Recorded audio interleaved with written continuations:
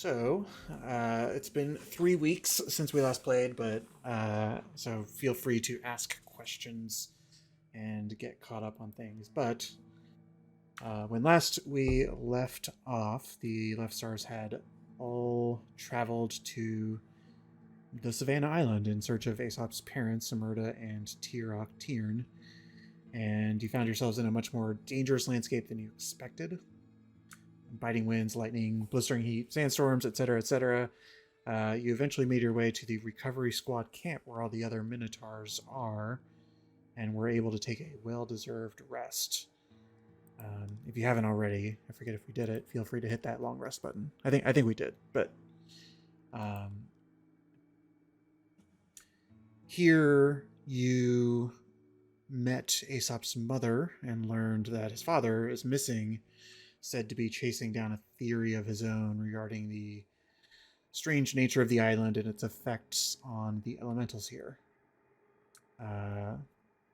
You met with others in the camp as well, such as Captain Niana and Captain Foundry, but ultimately, much of your discussion was with General Hardak, who talked to you about your continued presence on the island.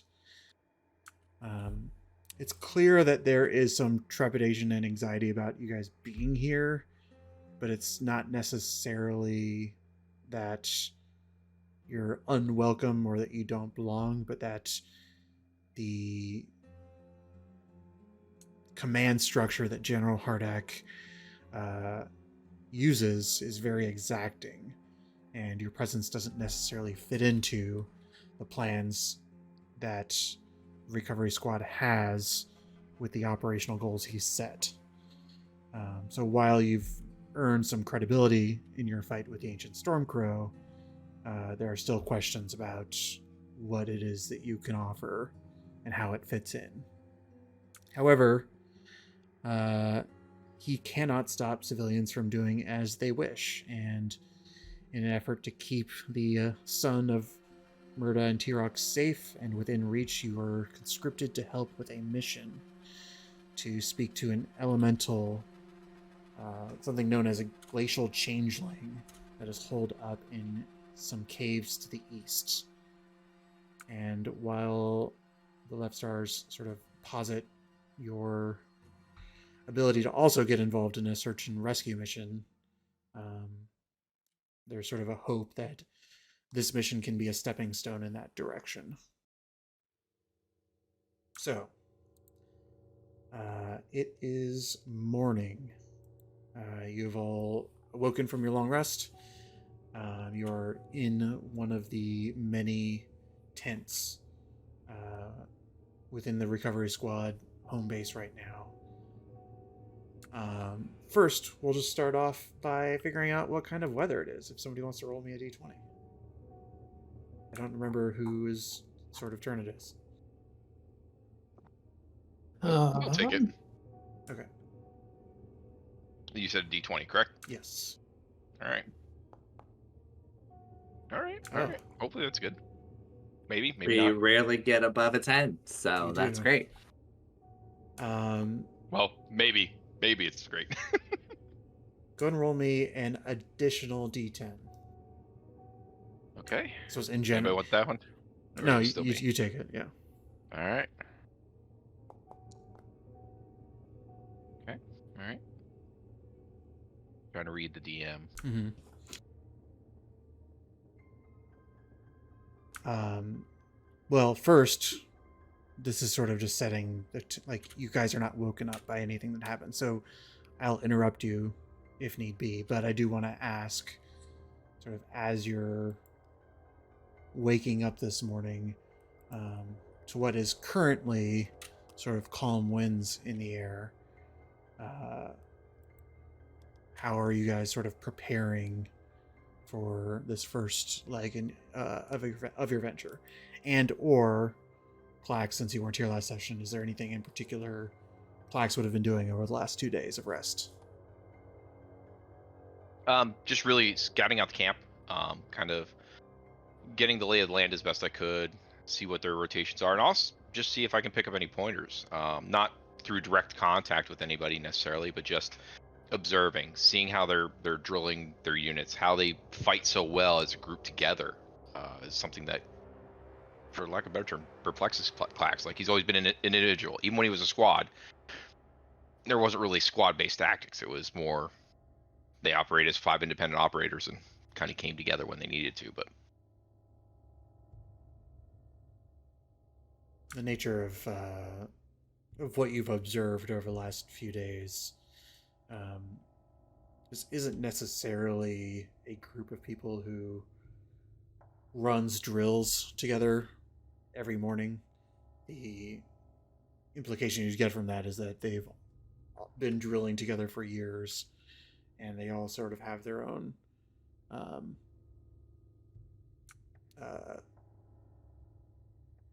command structure that they are tuned into as they sort of form the phalanx that they that you've seen them use before.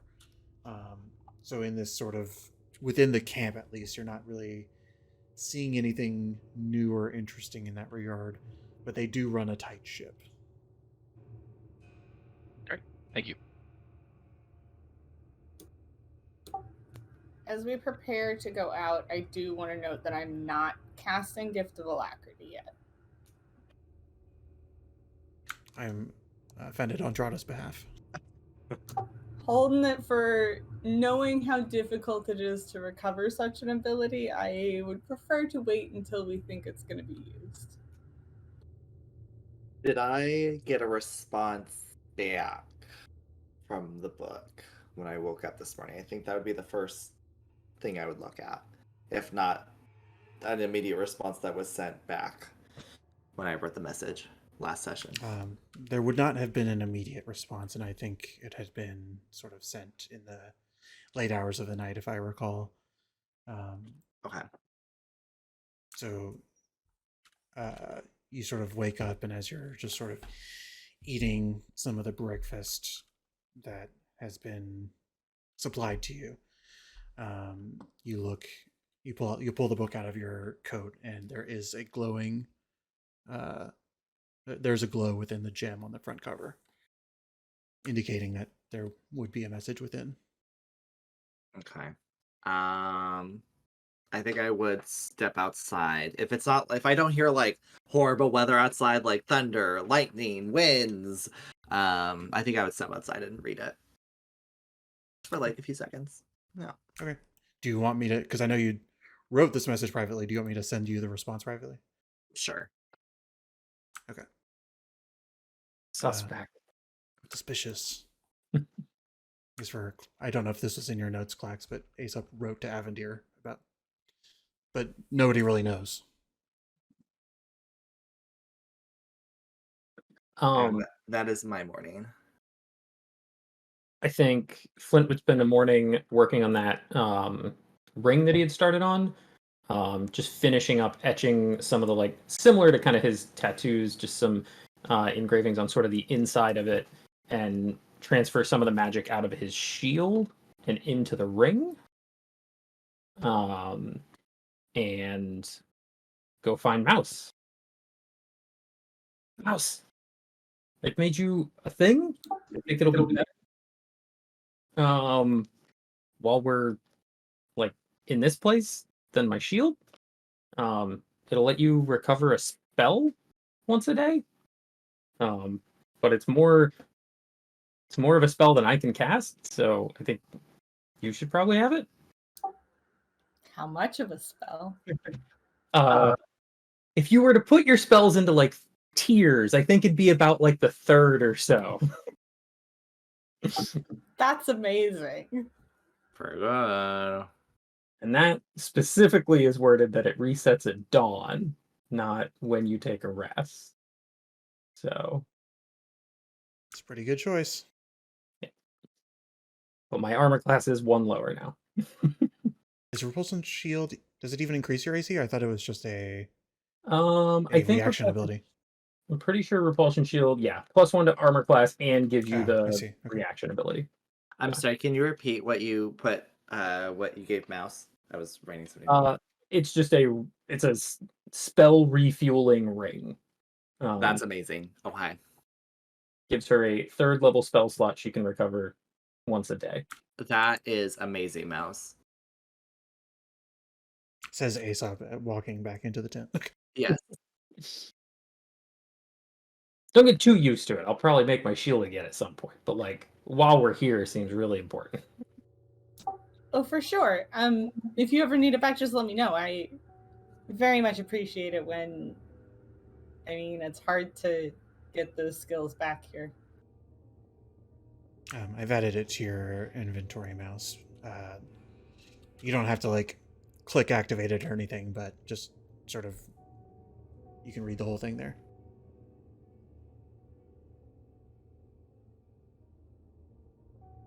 For the time being, I'm just going to give you a normal shield just so your AC calculation is correct.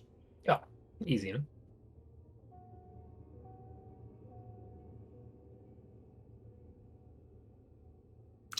And you're keeping, just to confirm, you're keeping your other infusions, the repeating crossbow and the axe. Okay. Yep. Feel like there's probably a lot of things here that take half damage from non-magical weapons, so those feel important. DM, is there music playing on this map? I don't know if it's my screen or I lost connection and had to refresh, and then I see. got it back. So I see. Okay. But the mouse, you spend a little bit of time attuning to the ring, which can look in whatever way you want it to.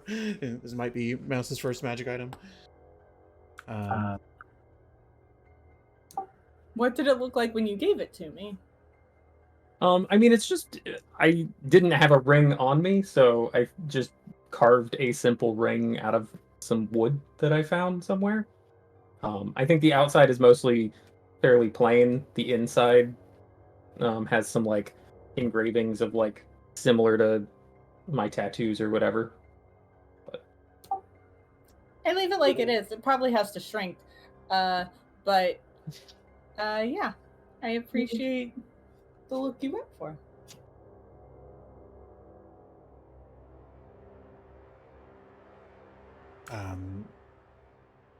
There seems to be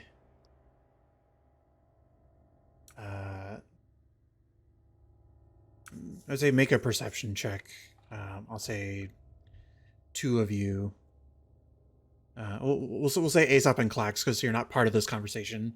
Maybe you're just sort of like more attuned to what's going on outside at this moment. Not a bad roll. Hey. Great rolls. Yep. Okay. Similar to, I think it was last night, you had heard some kind of fight on the perimeter of the camp.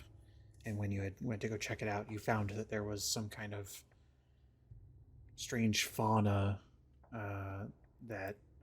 strange in the fact that there is fauna, not like anything mutated or anything like that. But there was fauna that had sort of come into the camp and had been killed. And sort of like what you're hearing now from within the tent is that there is sort of shouts at the perimeter of the camp. Not sort of panicked shouts, but sort of I would say with the Clax, you just sort of hear the hubbub of talking with the 16, but Aesop, you hear somebody call from the sort of one of the patrols that are encircling the camp. You hear them call to send for Captain Foundry. Oh, okay. I'm probably like head outside of the tent listening, like trying to like keen in on specific words, and I'll like pop back into the tent. There's some sort of commotion going on outside. They're asking for specific captains. If we're ready, we can head out now. But I don't think we need to get ourselves involved. But something is happening out there. Doc's already out the door. Great. Let's go. Are you heading for the source of? Correct. Source of the sound. Since I heard something, and the last 2 days taking kind of gathering my stuff, gathering my strength and everything. I'm ready to go. I'll be like, Clax, make sure you have your shoes on. I just want to. So, are you? I'm just sort of confirming details. Are you packed up and ready to leave the camp, or are you just going to check out? Like, No, I don't think I have like my bedroll or anything else up or anything like that. I think Okay. it's more just you're just getting ready for So- whatever. yeah, sword, shield, heading on out just to see what's going on, see if I can be of assistance. Okay. Probably head out, but like be very conscious to try to stay out of the way. Like I recognize they have their way of doing things here, and I'm not trying to make anybody grumpy by rushing in or anything. Right. I think, yeah, I'll head out whenever Mouse and Flint are ready to leave when they gathered everything they want to, and then I'll head out with them. Okay. My read is that it sounds like Flint and Clax are probably first out the door. I would be with Flint. Okay. Well, in that case, everybody's just kind of together, but Clax is a little bit more forward. Yeah. You see that on the sort of east side of the camp, or sort of like the northeast side of the camp, there is a gathering of a few more minotaurs than you would expect in one location. The way that their patrol and position has normally been set, they're usually standing like, 30, 40 feet apart from each other, creating a circle around the camp. But here you see what is, I would say, Clax, as you're approaching from the south side, you see sort of what you would probably describe as just like a little gossip circle, except they're sort of looking out in the distance as they're talking. Go ahead and roll me a perception, Clax, as you sort of just like turn to look past them. Oh my god. Rolling well tonight. I know. It's a pretty good rolls. Heaven forbid we get in combat, it'll be a 1, a 2, and a 3 then. Don't say that. An 18 is good. You look out, and in this moment, you see what looks to be within the sands of the desert dunes to the northeast. There seems to be a small cohort of like creatures that are made of sort of a water or liquid of sorts. You haven't really had. It's a little odd because like the only encounter you've really had with the water elementals was like in a lake back near the start of this game. But they are sort of like gliding on the sand and sort of like standing above it. And they seem to be like circling the camp and not heading in any particular direction or taking any kind of posture that you can sort of notice. But there's a group of 6 of them that you sort of spot in the distance. And at this point, they're maybe like 100 feet away. I'll kind of slow my pace a little bit to get within earshot of the guards, but I don't want to be up on top of them. See if I can pick up anything on what they're saying and kind of wait for the rest of the party to kind of catch up. Just kind of see if I can. I know you said there's no discernible pattern, but are they? I know it's the northeast side of the camp, if I remember correctly what you said. So yes, are they just? Does it look like they're in a specific area, like they're not leaving a specific geographic region over there, or are they truly random all over that general area? They seem to be in a cluster and on the move together. So they're sort of like gliding over these over a sand dune. Okay, towards the camp. Or... No. Okay. I would say with an 18, it's they're far enough away that it's hard to tell, but as best as you can tell, it seems like they're sort of going from a west to east direction. Like they're not heading towards the camp necessarily. Okay. Are you?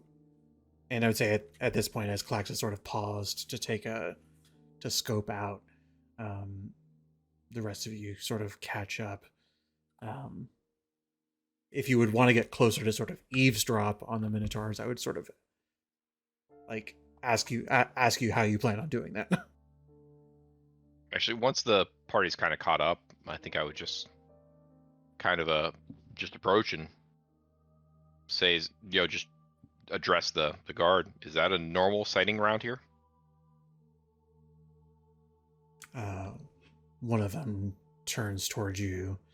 None of them are in a relaxed posture, but not in a panicked posture by any means. But they are all holding their glaives, which I would say just sort of signals a readiness to respond if need be. One of the Minotaurs, a woman who's just like a foot taller than you, sort of peers over and says, I don't think you should be out here. Understood. But I'm just wanted to see what the commotion was, see if there's any help we could offer.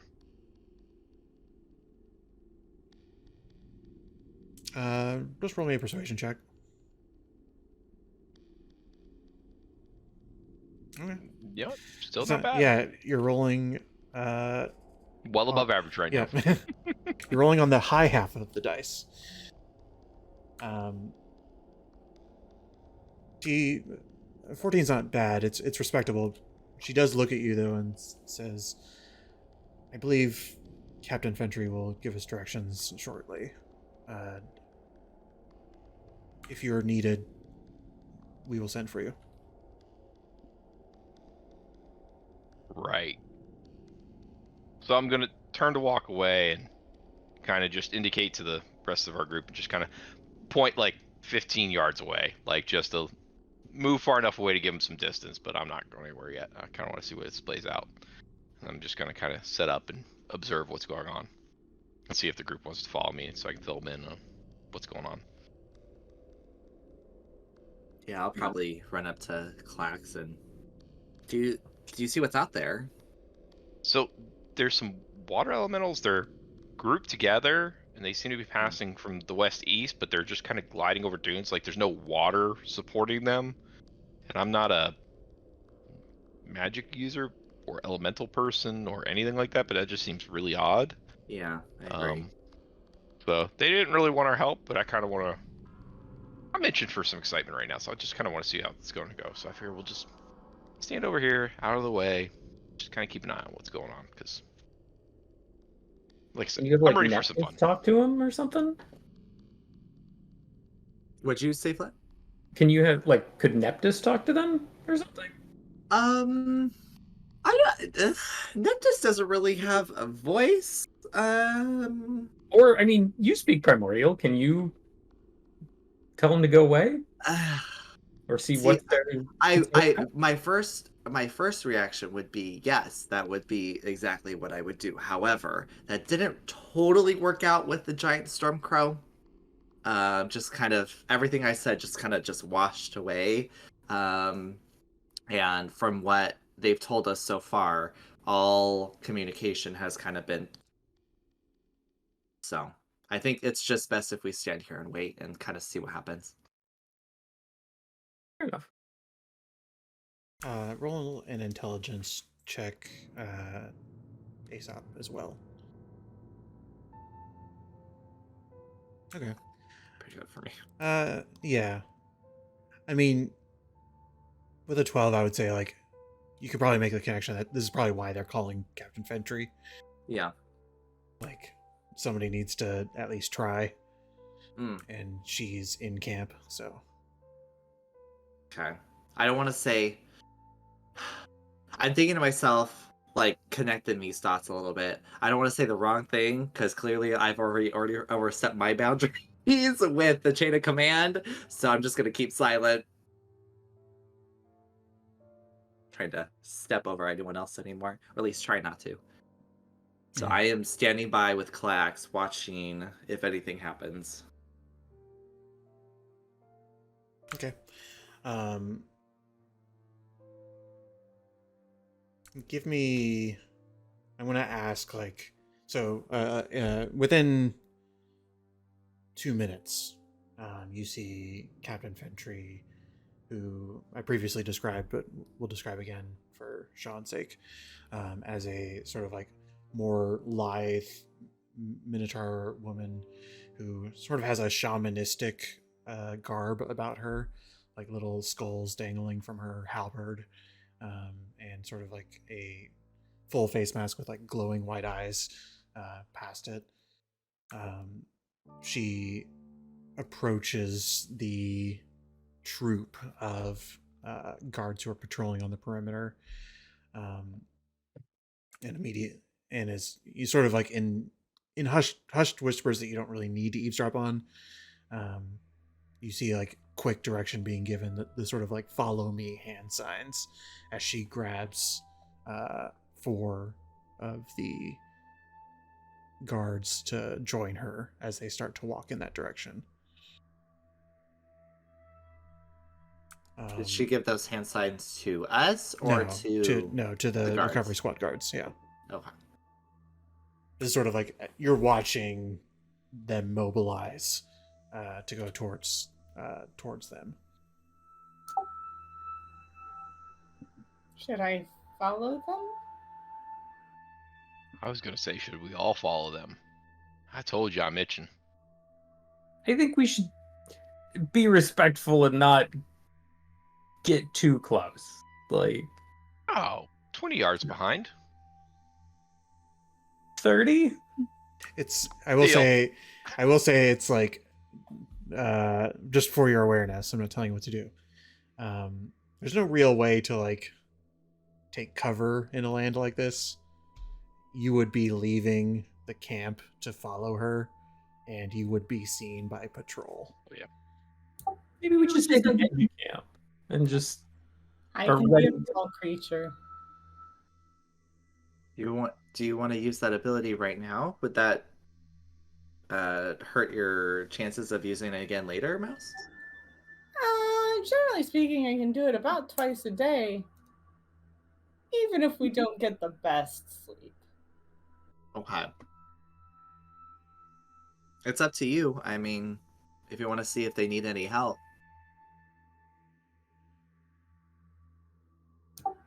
It's a Well- small creature that can be in the sands. Yeah. While you're debating, they Hey. are now 40-50 feet away.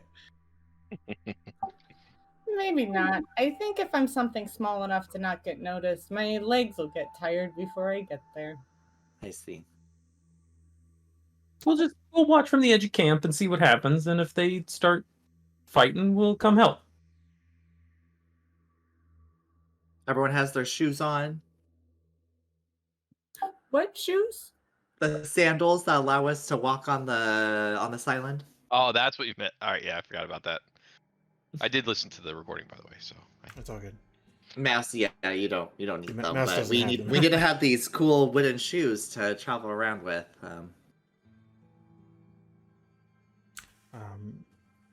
I would say,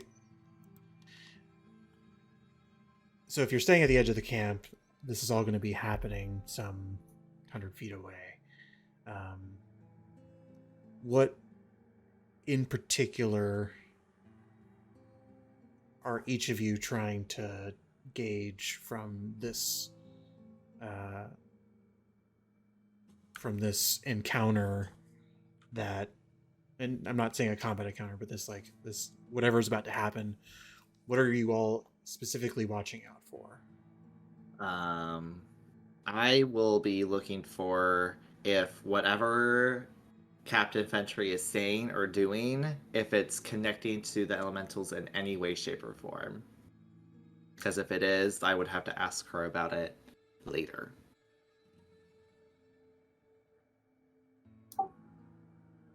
This may overlap, I'm guessing, with what Clax is thinking, but I would kind of like to suss out, if there is a fight, how hard would these elementals be to take down? I think Mouse is scared after the Storm Crow and just wants to gauge everyone's abilities. I think Flint would be kind of sort of keeping an eye on the water elementals and whether they're starting to look aggressive, but probably more so looking around to see if any more start showing up or coming out of the woodwork, or if it seems like they're getting flanked and don't realize it. Flax is more interested to see, again, tactics wise, what are the guards doing? How are they portraying it? And also, what are the other guards around camp doing? Did they fill in the gaps in the picket line with the guards leaving? Did they rotate a watch section over? Are they calling other guards over? So I'm kind of trying to keep an eye on the battle, but also kind of keeping an ear out and kind of a occasional glance over to just see, do I see like, like I'm trying to really learn how well trained they are. I know they're well trained, but like, excuse me, is it something that they're automatically filling in and so forth? Okay. I'm going to ask each of you, I'm going to say Aesop. I'm going to say Aesop, if you can make a history check. I'm going to make you guys roll a bunch, and then I'm going to like just sort of narrate a few things. Aesop history check, Mouse, I'd say insight check, Flint perception check, and Clax. I'd say Clax is also sort of an insight check.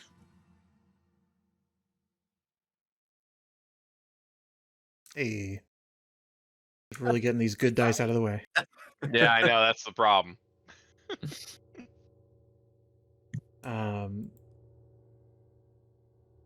So what you all sort of witness, I would say Flint sort of watching what is happening and sort of keeping an eye out on the sort of total perimeter of things.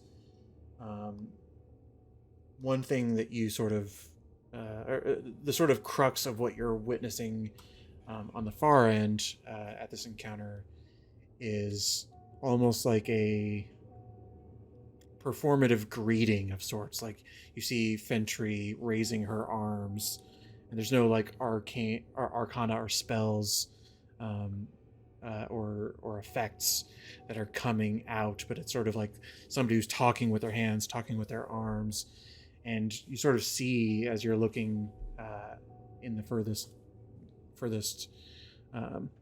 point of where you're watching, the elementals have paused. They are not taking any kind of aggressive stance or action. This sort of strikes you as just like, this is an oddity. Thus far, all of the behavior you've seen out of elementals seems to be, within this island at least, seems to be very aggressive, if not mindlessly so. You see that there is almost an attempt at contact that Foundry is making, and they are unmoving.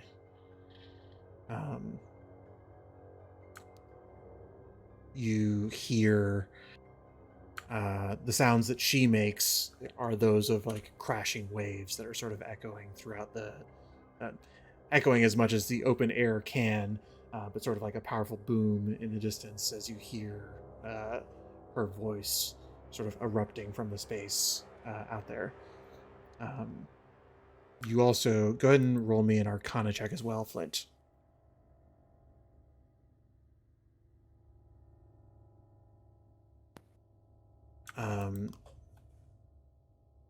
While you don't hear any kind of response, you do sort of pick up that one of the 5 elementals seems to approach her in a non-rushing pace. This is sort of like like they are meeting, and as you observe Captain Foundry finish whatever it is that she's saying, you see that she slams her staff into the ground, and then traces a sigil in the air, a sigil of banishment. And you watch the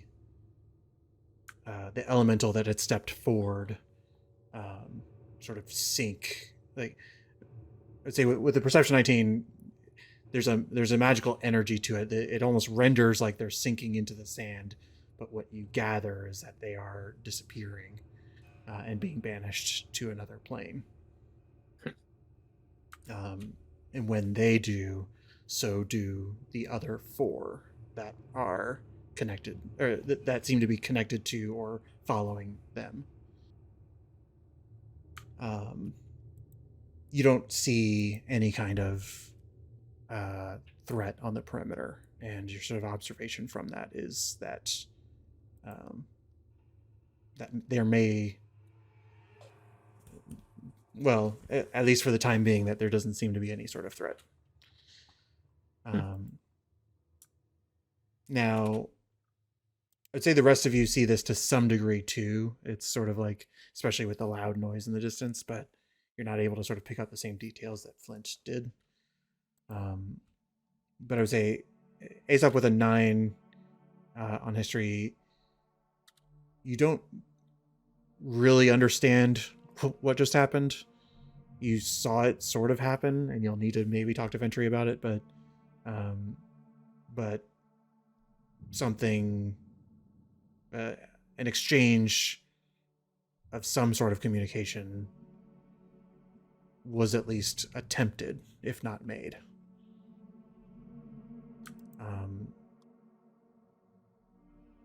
Mouse, I think, with a 27 insight check, I would say that you pick up on the banishment element of this as well. Just sort of because you're sussing out how tough they are. And I believe druids get banishment, do they not? I could be wrong.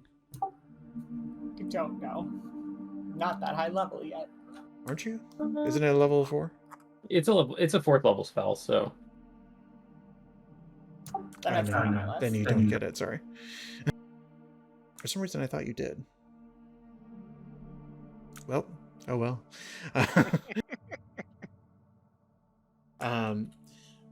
But what I would say then from Mouse's perspective is that you would gauge with an insight of 27 that there was a piece about it.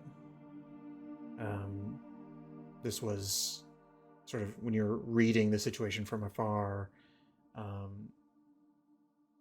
they were dealt with in a non-aggressive, non-hostile way. What you're able to glean from this is that they surrendered themselves to the banishment. Do I know enough about banishment to know that, like, it would send them back to their home plane, or? Yeah, I would say so with a 25. Clax, sort of, you see all that happening in the distance, and you just get an aura of curiosity sort of permeating the guards who are at the edge of the camp. This seems out of the ordinary, and as you sort of witness it yourself, you're trying to make sense of what all this means. But as far as their sort of tactical position, when they approached this cluster of elementals, they had already been locked up in their phalanx, including Captain Foundry. It seemed that only whenever this like initial performance of communication had ended is when she sort of stepped forward and separated from it. But up until that point, they were very ready to fight at a moment's notice. And those around the camp, while you don't have a sort of perfect view of how the entire camp has shifted to this end, you do sort of spot that sort of in line with what you said. You may have missed this detail from the last game, now that I think about it, but the edge of the camp is made up all in hammocks. Everybody sleeps outside in the recovery squad. And so there's sort of 2 rings, one ring of soldiers who are watching, and then the second ring of soldiers who are resting. And it's sort of, that is by design, so that way they could be woken up at a moment's notice. This is also an environment where everybody's sleeping in their armor. And so as this sort of approach was being made, there was a precision to their preparation to wake up the second line of folks who are resting, to reinforce those who had fallen back, reinforce those who had gone forward, but otherwise to maintain a steady perimeter. They didn't necessarily strengthen their watch, but they did sort of cover the shifts that had been temporarily distracted. Okay, thank you.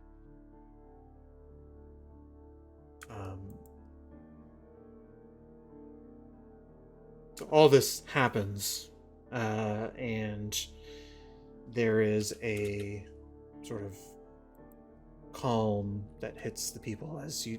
I would say one other detail that Mouse would pick up with an Insight 27 is that like there's a tension where everybody was gripping their halberds more tightly than they would be while at rest. But that tension has sort of eased, and everybody has sort of taken a more at-rest position as you all see Captain Foundry sort of rejoin her phalanx and begin to walk back towards the camp. They're still 100 feet out at this point, but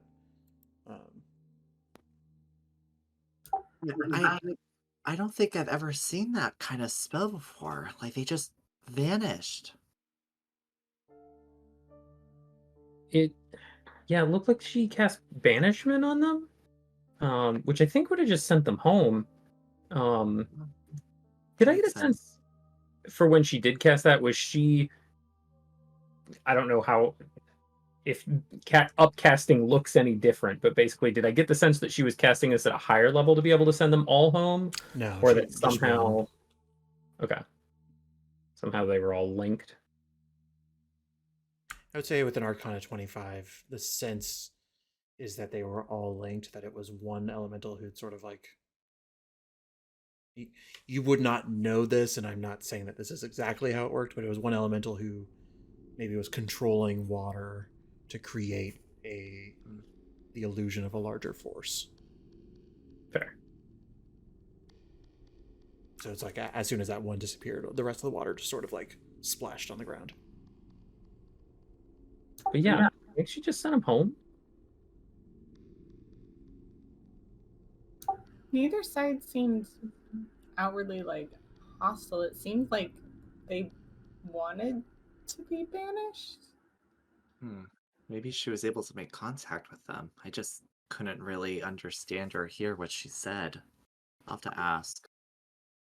Well, and if they can just send elementals home, that seems like an easier solution than what the larger group has been trying to fight against. Maybe she's the only one in this group that can do something like that. Yeah, I don't think it's a particularly easy spell. Yeah, roll me another history, Aesop, just sort of separate from your initial one. Sure. You're distracted. Your parents are missing. Yeah. What does this have to do with your dad? Sure. It's curious though, and you imagine that, like, I would say, without respecting that you only rolled an 8, it's like it's unsurprising that the recovery squad would wield magic like this, given what Flint has sort of said about it, as being a tool in your arsenal. But you do know that it would be pretty limited that people would be able to cast it that often. Yeah. Well, shall we head back and grab the rest of our stuff? Sorry, Klex, that nothing kind of came out of it, but I'm sure we'll run into something on the way out there. I was literally just about to say I'm a little disappointed how this morning's gone, but let's go. There'll be plenty to fight on the way there. Let's not be sad that we didn't have a fight already. So you all gather the remainder of your belongings, and you are setting out for the ice caves. to the east. Yes. Oof. Yep. They had like let us know it was somewhere over on these mountains, right? Mhm. Yeah, I did put a little. If you turn on the Okay. pins, there is a pin for it. Perfect. Now, I will say, the way that I've set up the ruler, when it sort of tells you how many hours it takes to get from point A to point B, is assuming that you're moving at half speed. Originally, that was because everything was difficult terrain. However, since then, you've been coached to take a stealthy approach, which would also make you move at half speed. So, mechanically, I'll just say this for your benefit. You can move twice as fast as what is on the map, but doing so would not be the stealthy approach that you've been told to do. So, so you tell me what you want to do with that information.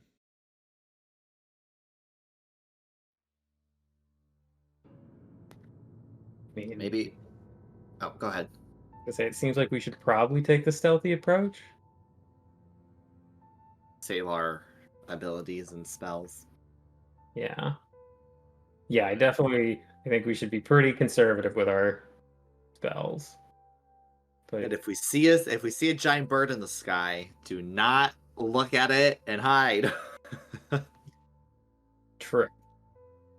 Or run? What did they tell us to Plug do? your I ears. thought it was. Plug our And- ears and not fight it.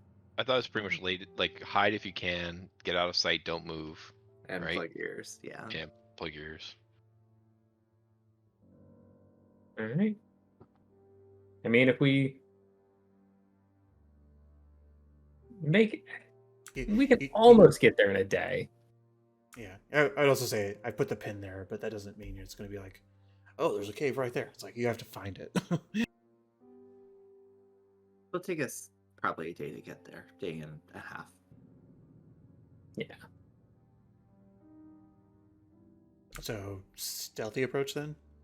I think so. Yep. Okay. Then I'm going to ask one more question. In the stealthy approach, are you trying to get there as fast as possible, or are you sort of like investigating the island itself as you're doing that? Like, is this a trip from point A to point B, or are you sort of like I'm trying to figure out the way to say what I'm trying to say. Being stealthy, you can try to avoid combats, right? But that doesn't mean there might not be interesting things to discover along the way. I think we'd certainly be keeping our eyes open. Like, we wouldn't, if something looked like a blatant out and out fight, I don't think we'd be trying to go for that. But we are sort of here trying to figure out what's happening on this island and how to fix it. So if we saw something out of the ordinary, we might take a look or pause to observe. Okay. Functionally, I'm going to ask you to roll. Whoever's rolling the first D20 for this is actually going to roll it at advantage. And you're taking the higher number. The concept is like advantage is more interesting stuff. Disadvantage would be more stealthy because it would more likely be a weather roll. Anybody? That way wants to do it. Flint. Sure, I'll roll. Oh, love it. You got us scared to want to do anything. That is a natural 20. Woo! I don't think we've got one of those. I don't think you have. Could you roll me a D10 as well?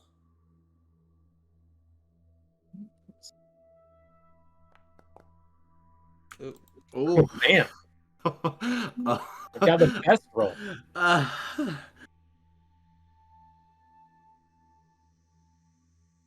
I'm realizing that I should have told you to roll a d6, but I think like people liked that it was a 10, so I'm just going to choose the thing that was at the top of the chart. Makes sense. What is the marching order in this situation? I feel like Mouse has been doing a lot of the pathfinding. Sure. So you would be up front. Yeah, I'll be behind Mouse.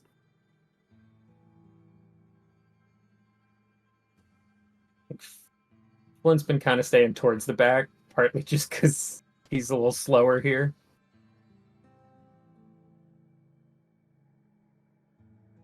Okay.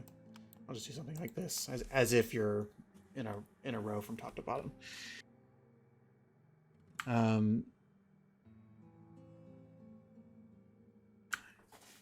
It's not long before you leave the camp that you come across the river.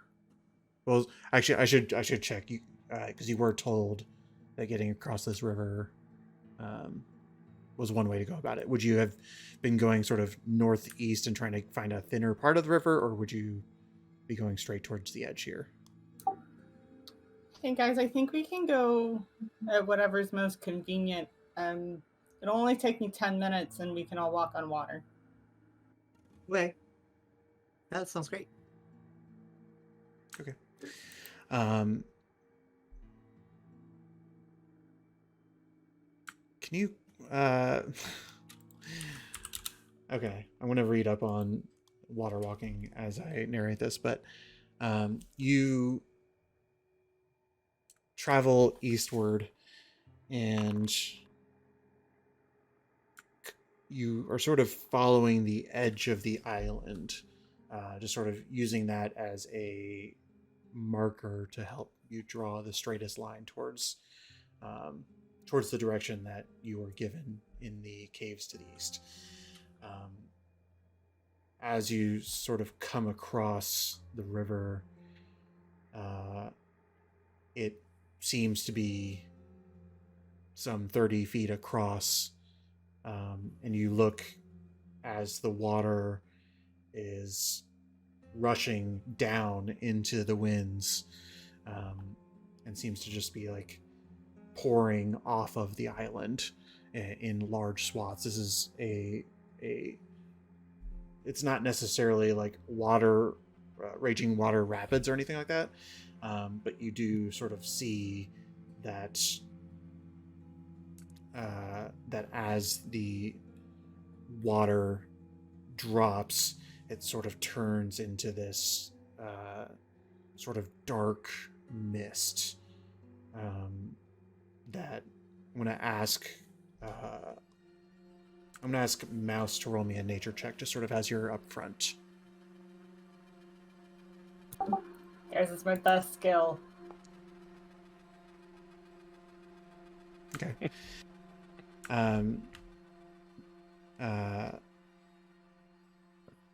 Something is odd about this. Of course, we're all living in this fantasy world where rivers fall off of islands, but beyond that, something about the water is behaving in a strange way. Back home, where you're from, Mouse, I would say you probably have a river at least that has a similar effect, but it just sort of falls down. Something about this water is, it's not that it's falling up, but that the fact that it's turning into mist is a little strange to you. But you all sort of gather here at the sort of edge of both the river and the edge of the world, looking across.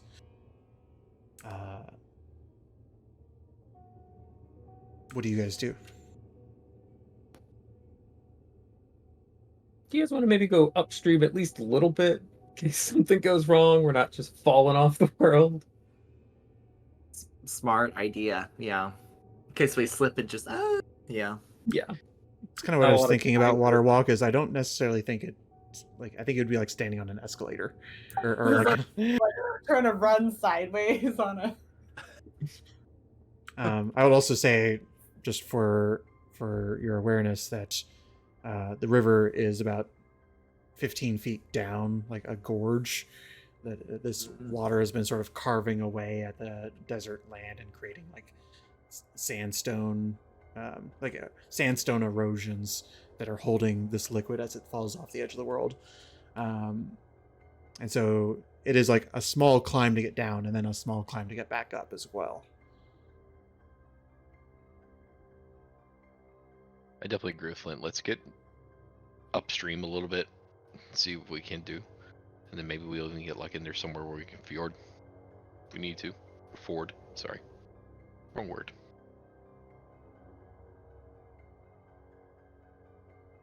Maybe about a mile, 2 miles. Is that too far? Start with a mile and see where we're at. Okay.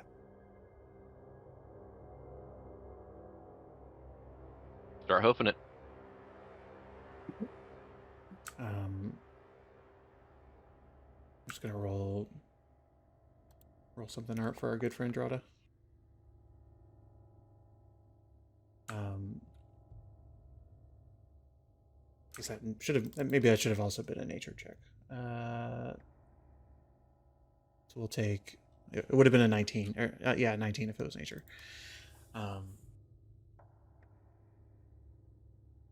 Drada, sort of in assessing the situation, and sort of using their ranger abilities, is also sort of drawn to the water and how it's sort of is falling. And they sort of point to you, Flint, and this is before you've really done any hiking northward. They point to you, Flint, and then point down where the water is. Drada is currently like pretty quiet about, not like holding a finger up to their mouth or anything like that, but like seems to just be like trying to shove your attention in that direction. I mean, I'll certainly look that way.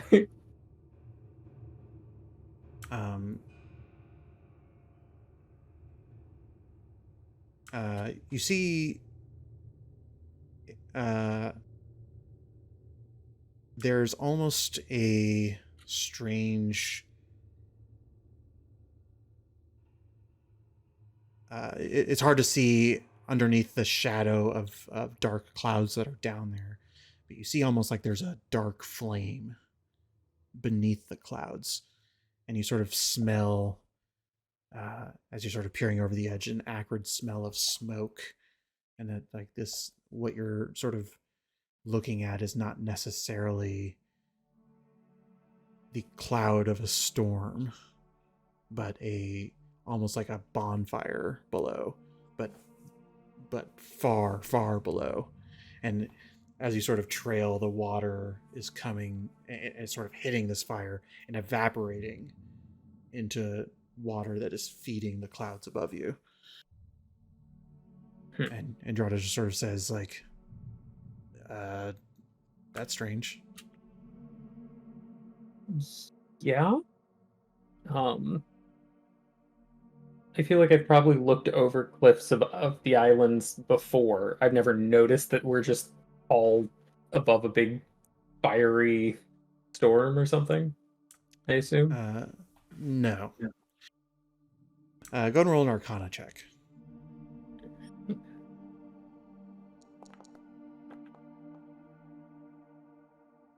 With advantage, because Drada's helping you, I should say, just like in this particular situation. Okay. A little better. There is the DC that I wanted was 20, but I will say with a 19,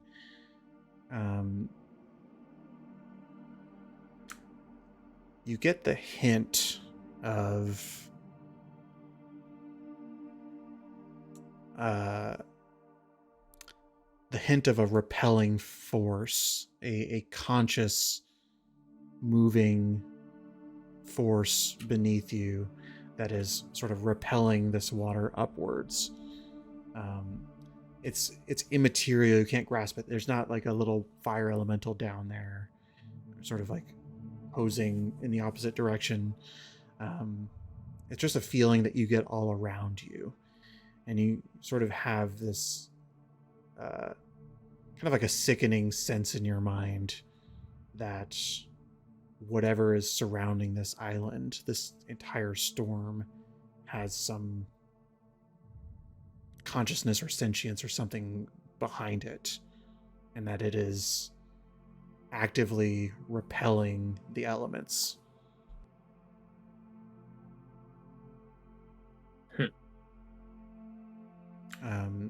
Roll just one more perception check as well. So the river, the water that's coming off the island, it's hitting whatever this thing is that looks like a bonfire because it's so far below, and it's just creating this mist that's rising up. Am I getting that correct? Correct, but it's sort of like this is this is an expansive thing. This is not a like small thing that Flint is discovering. It is almost as if the entire island sits on a bed of fire. And that fire is somehow sentient or reacting in a pulsing way to what is happening here. With a perception 16, I would say it's just sort of reaffirming that, in the sense that you almost the tone of what you can hear is almost that of pain when the water hits.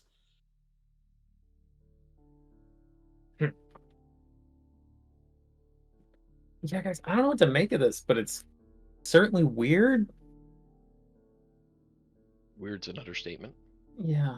Do you think this is what could be making the island just really unnatural and crazy? I don't know if like this is the thing that's making it, or if this is just like another Part Symptom of of it. it. symptom of it, or yeah, it all the way around. It doesn't feel like this is just some storm. This feels like something's intentionally putting all these circumstances together. Well, we have fire below the island and water raining down on us, or at least when we got here it was. It's still like dribbling in rain. It's just not like a Just rain. slamming us. Yeah. Yeah.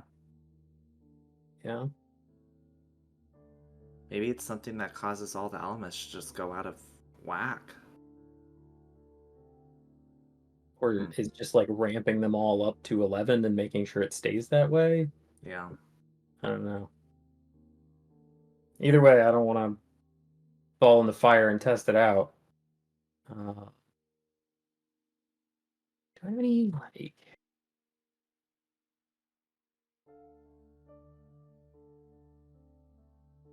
I might just like kind of step away from the river a little bit, but just take like a small amount of water or something, and just try and throw it over the edge and just see if it sort of behaves similarly.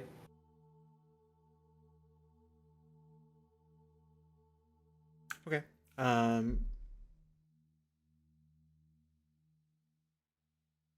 Roll me a charisma save. Oh boy, not where I expected that to go. Touching the water might be bad. Is this considered a magical spell? Not a spell, no. Fair. And just a 13.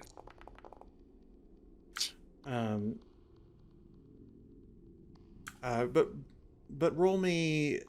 Well, I'm just gonna go off your previous arcanas, especially in this sort of instant.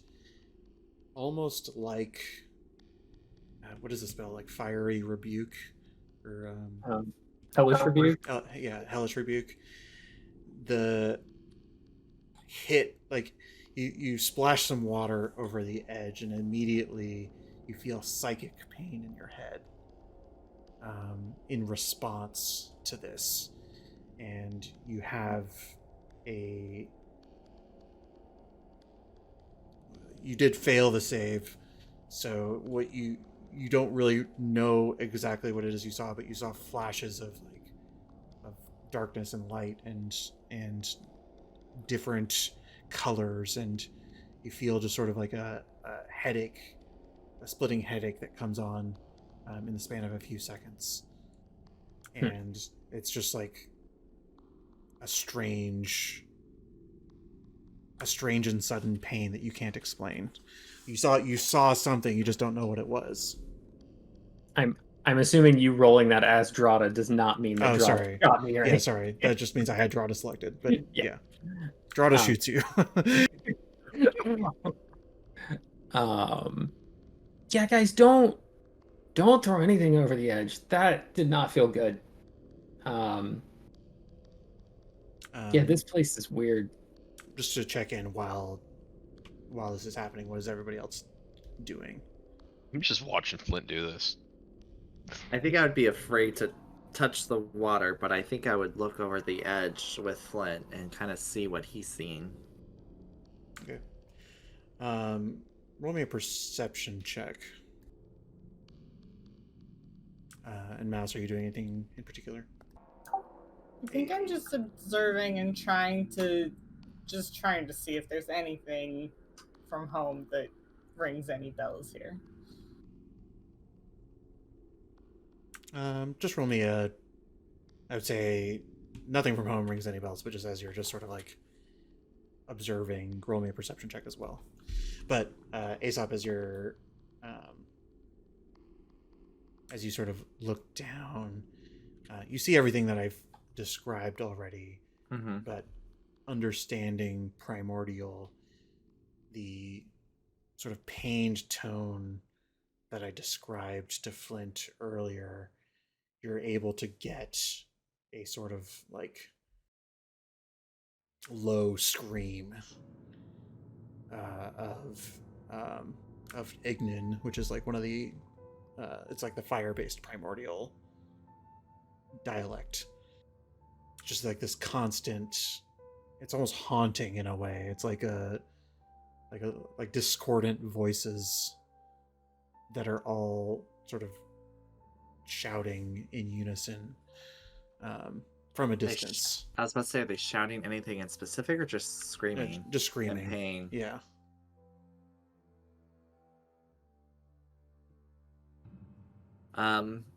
I'll kind of, while still looking down with a little bit of a raised voice, since I'm looking down, the fire elementals down there are in a lot of pain, and I can hear their screams from here, so I can only imagine what it sounds like when we get closer, or sorry, not when, if we ever get closer to whatever fiery pit of hell is down there. But sounds like the fire elementals here are also not having a good time. I'm gonna interrupt to also say the sort of with a natural 20, one other thing that you pick up on is that the water seems silent.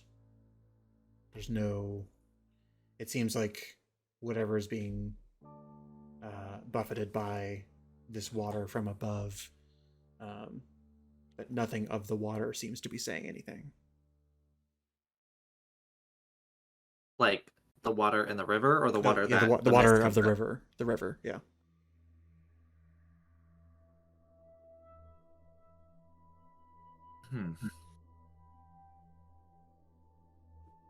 The water isn't saying anything, so does that mean there's no water elementals in the river? It's like I hear voices. I'm telling this to the group. I hear voices down below, but coming close to the river and the mist that rises up, there's nothing there.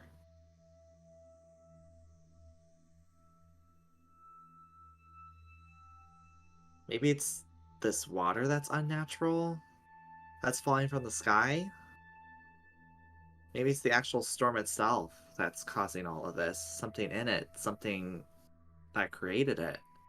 Well, but there's not. I mean, certainly there being fire down there at all is unnatural. Yeah.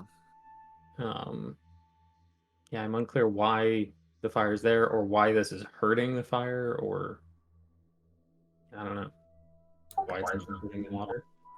Can I make the connection, or is there a connection to be made that there is pain happening because the water is hitting the fire below? I would say yes. Okay. But there's still something odd about it as well. Okay. That, yeah. Regular water shouldn't, well, I guess it I mean, does, yeah, but, water and fire don't get along. Yeah. But I would say that the odd part is that it's just sort of like to this.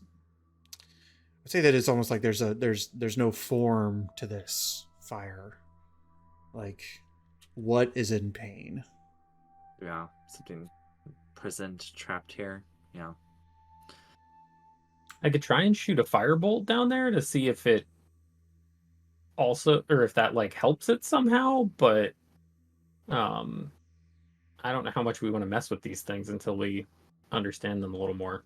Yeah, might be another thing to ask the Glacial Changeling when we reach the cave. Yeah. Okay. We'll have to Um, report that back to the recovery squad, too. I don't know if they're aware of it. I wonder if wanting to say Foundry, that's wrong. I wonder if Foundry could banish the fire elementals, if that would stop so much of the mist from rising back up into the clouds. Hey, can we tell if this is an elemental or if this is just there's no form to it, and I sort of kind of described that it's like a bed of fire that the island is above, and that it's sort of like it's very expansive. It doesn't seem like it would belong to one entity. As you guys are sort of positing this, and all just sort of curiously scratching your chins, you hear a voice behind you,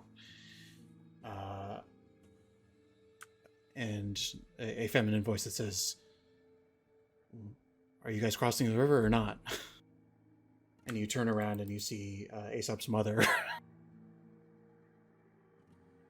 Oh, hey, Mom. Are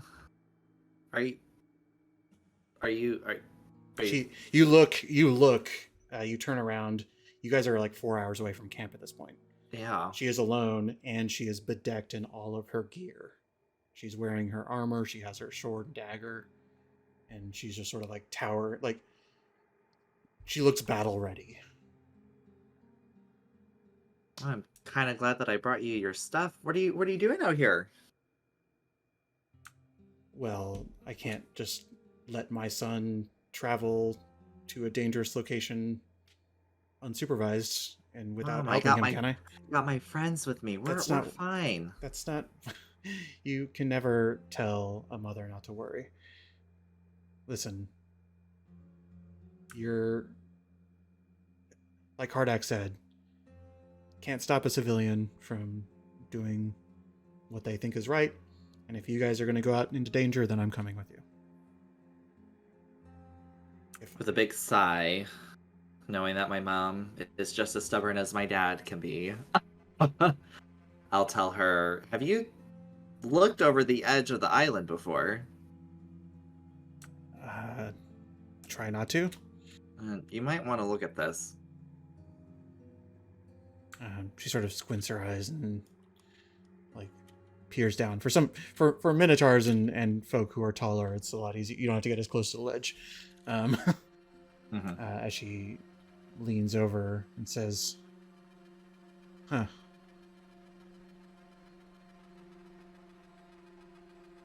And then she just kind of gives you the look of like, not sure what to do with that information. Well, whatever fire entity is down there, it's in pain. It's far away, but I can kind of hear the screams of something's being in a lot of pain, and it's coming from this river.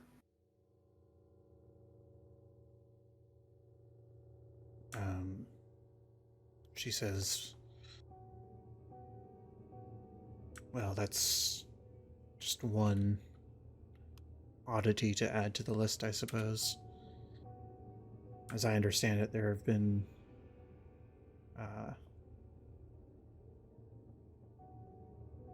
similar things spotted before, although it's one of the other reasons why, as I understand it, Foundry has been staying put, is that the effect, for those who can understand, can be a little haunting. Yeah. It seems like every elemental here is either being controlled or not of their right mind. And you would expect your mother to just let you go talk to one. Well, we gotta try, right? I think so.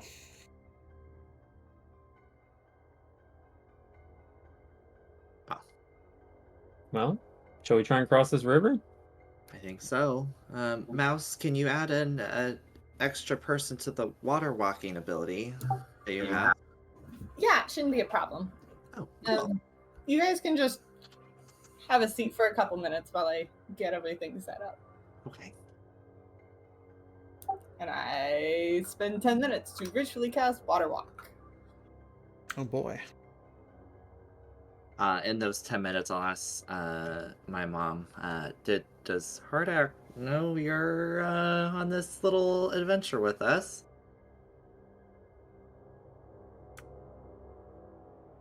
Roll me an insight check.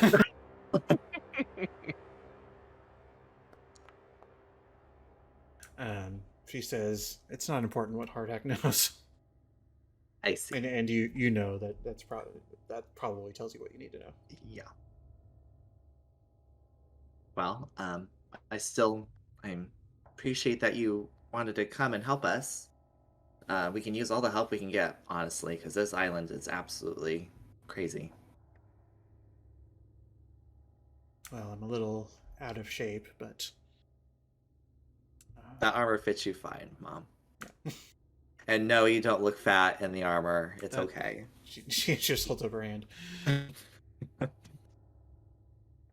And the impression you get is that it's like she hasn't ridden a bicycle in a long time. It's not that she's like out of shape, but that she just hasn't. She, unlike your father, has stayed out of combat for the most part.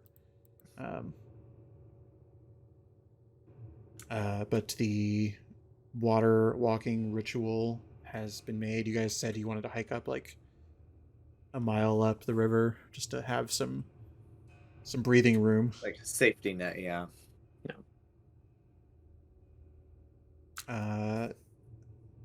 Well, how would you like to go about this then? As soon as I cast it, Mouse is just gonna like run her foot across the water a couple times to like see how fast it's moving and if it's safe to walk on. Well, so the gorge is about 15 feet down, so are you trying to like climb down to make that test? Yes. Ooh. I have some rope. So maybe we secure some rope to something. Help us with climbing down. Drada agrees. Drada would have offered rope if nobody else had. But I still got 40 feet left. you guys like tie off Mouse and then like let her down so that you can see how this works? Lower me down a little bit at a time. You being lowered by your friends who, with enough of you sort of anchoring, there's no real need to roll a strength check. But as your foot touches the river,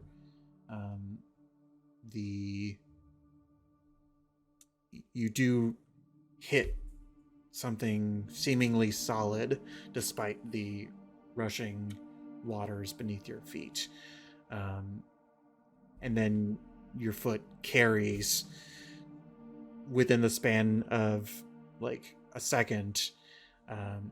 You're being carried like 10 feet to the right, or 10 feet down, and you sort of try to stabilize yourself. Go and roll me a dexterity saving throw. This is just sort of trying to learn the ropes. You're not going to get flung out. As you try to stabilize yourself by putting your second foot down, but it's almost like you're wearing ice skates, for lack of a better word, and like you aren't able to get your footing without your feet constantly sliding off of it. You think you're going to need to like stabilize in some way to really be able to maintain that. Guys, not sure this plan is ready yet. Question: how far across is the river? Now that you've gone up north a little bit, it's about 25 feet across. Drada, could one of your bolts have enough speed to get across with rope tied to it? And is there a target on the other side where you could sink a bolt in? Drada says, unfortunately, the little magical things that Flint did to this crossbow would make that bolt disappear immediately, and then that rope would not be connected to anything. Plan C, I can use Misty Step. It's a 30-foot distance that I can use to get to the other side and find something to hold it on. If we want to do that. I feel like this is in Drada fashion to say, like, I could also do my little rope thing, and one of us could Tarzan across. That's fun, but very dangerous. Tarzan, a mystical figure back from Drada's homeland. Sure.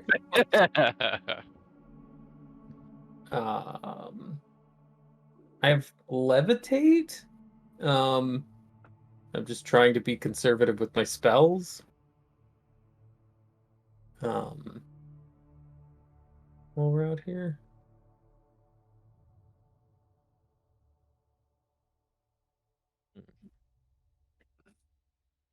Well, there's a lot of options. There are. Do we think levitate or misty step is going to work out better? Well, all we need is one to get the rope, and then once the rope's across, as long as we can tie it off to something, we have something we can use to kind of keep us above. With the water walking, then we can kind of walk on the water and use the rope to kind of keep us in the spot we're at. Yeah. Right. I would say, like, across the way, you see a kind of like I've previously described that the trees here on this island are kind of like saplings. Because over the time since Aesop was last here, these trees are seeming to grow at a reasonably rapid rate, but nonetheless, you would look across the way and you'd say, as long as nothing goes horribly wrong, you see a tree that could probably bear the weight of one person at a time. What about a boulder? Anything like that?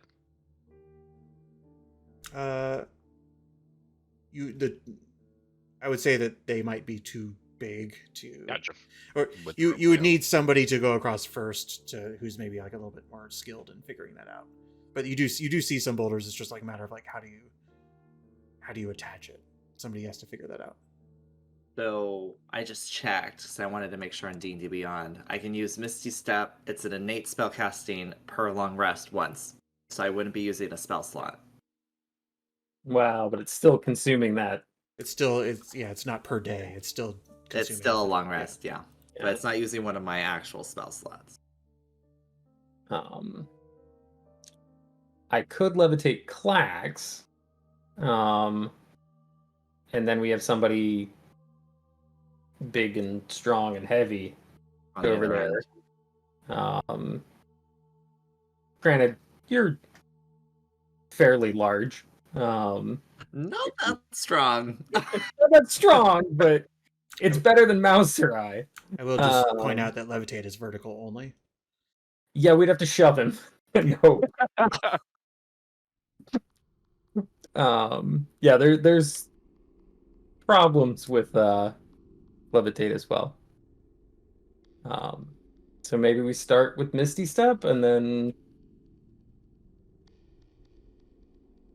maybe you Misty Step over and then I can be one of the first to go over because I'll be lighter and I can then try and help you secure the rope better. Okay. Sounds good a plan as any. I agree. It doesn't say I can bring the rope with me. That's the other spell that I have. That's what's the other? You can catch though. Yeah. I'm gonna rock to it. I can throw something 25 feet. Clax can. Definitely Mouse's expertise is throwing things at long distances. Yeah. Okay. Yeah. I'll be there to catch it. We're good. I'll begin looking for like a decent size, like a shot put type rock that I could tie a rope around. I will go up to the ledge, because it would be cutting it close, if it's a 25-foot distance, and I will Misty Step over to the other side. Okay. Without issue. You make it to the other side, and the rest of you hear sort of the whisper from Aesop's mom. Just say like, "Oh, that's new." He's actually very skilled. You don't really need to worry about him as much. It's really not very good for your health, to be honest. He's really good at what he does. I'm sure. I've always been proud of him. Doesn't mean I'm not going to help. But you appear on the other side without any issue at all. All right, I'm ready to catch. So long as I found an adequate sized rock that I can essentially shot put with some weight behind it, so that it gets there and gets over. Gonna go ahead and attempt to give that a hurl. Okay. Go ahead and roll me, I would say, an athletics check. I assume you're holding on to one end of the rope. Yeah, I figure I just kind of tie it off to my belt that way. But yeah, kind of move it around. I'm assuming it's probably like 5-6 pound rock, and just heave ho it as far as I can. Okay. I want to ask you a question. Is your priority sort of accuracy, or like trying to throw it to Aesop, or is your priority like the strength that you're putting The behind priority is clearing the river, Okay. because so long as it's over there with the weight of the rock, he should be able to get it wherever it is. So the priority is getting it over. Okay.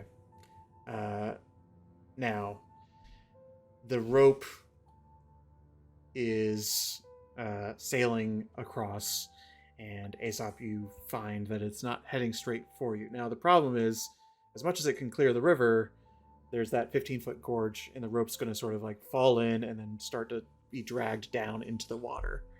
So, Aesop, you have sort of limited time to get the rope and secure it.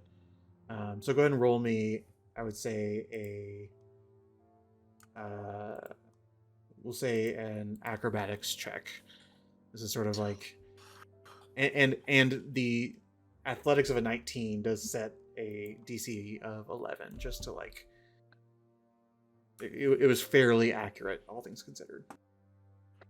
So I need an 11 Yes, or higher. you need an 11 or higher. Great. There you go. It's only off by like 10 feet, and that's sort of as you're guessing its trajectory, and so you sort of take a few steps to your right as the end of the rope clatters to the ground, and you sort of stomp on it with your hoof to secure it in the short term while you figure out what to do with it. Okay, I have it. Should I hold on to it or tie it somewhere else? If you feel comfortable, hold on till Flint gets over. Go ahead. Okay. I don't wait very much. And then Yeah. And then I'll kind of brace myself and lean back to kind of draw it tight and kind of test my tension against Aesop's to make sure we're kind of in a good spot to keep that pretty taut. Okay, you're probably pulling me a little forward, so I'm like, Well, it's finding that Okay, tension, finding right? that balance, yeah. Yeah, not trying to pull you over, just trying to keep things kind of taut. So I just want to confirm what the plan is for people to get across. Like, you have a rope, but are people tight roping from one side of the bridge to the other, or one side of the river to the other? Oh yeah, because the 15-foot gap. So I think we have to leave some slack, right? Because we're gonna have to let it go. It'll move down a little bit, but that way they can water walk and just use that as a guide, so they don't go further down, and then they're gonna have to kind of pull themselves up the other bank. It's probably gonna make the most sense. Because if not, to his point, then we're gonna be either tight roping, or we're monkey pushing. bar kind Yeah. of situation. Yeah, And I'd say monkey kind bars are going to be difficult for the larger people in this group, especially so I without think- an appropriate anchor. I think we give some slack then, so it's kind of like a U that gets down to the water, but it's just they're gonna definitely have a harder time getting up and down from the ravine.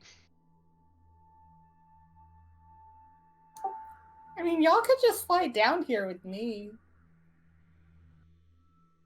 Are you still down there, Mouse? I assumed so. I didn't climb back out. I think you would have been pulled out, like, because they've repurposed the rope at this point. That seems fair. I mean, I'm gonna give it a go. I'm gonna. I was about to say, would it matter that when they get to the other side of the river, we then pull it taut, so then they would raise up, and then they could just scooch across? We could do that for the lighter Yeah, individuals. big ones we ain't doing. Yeah, let's ask it this way. We'll save. I would say Aesop and Klax. You guys are being used for rope manipulation at the moment.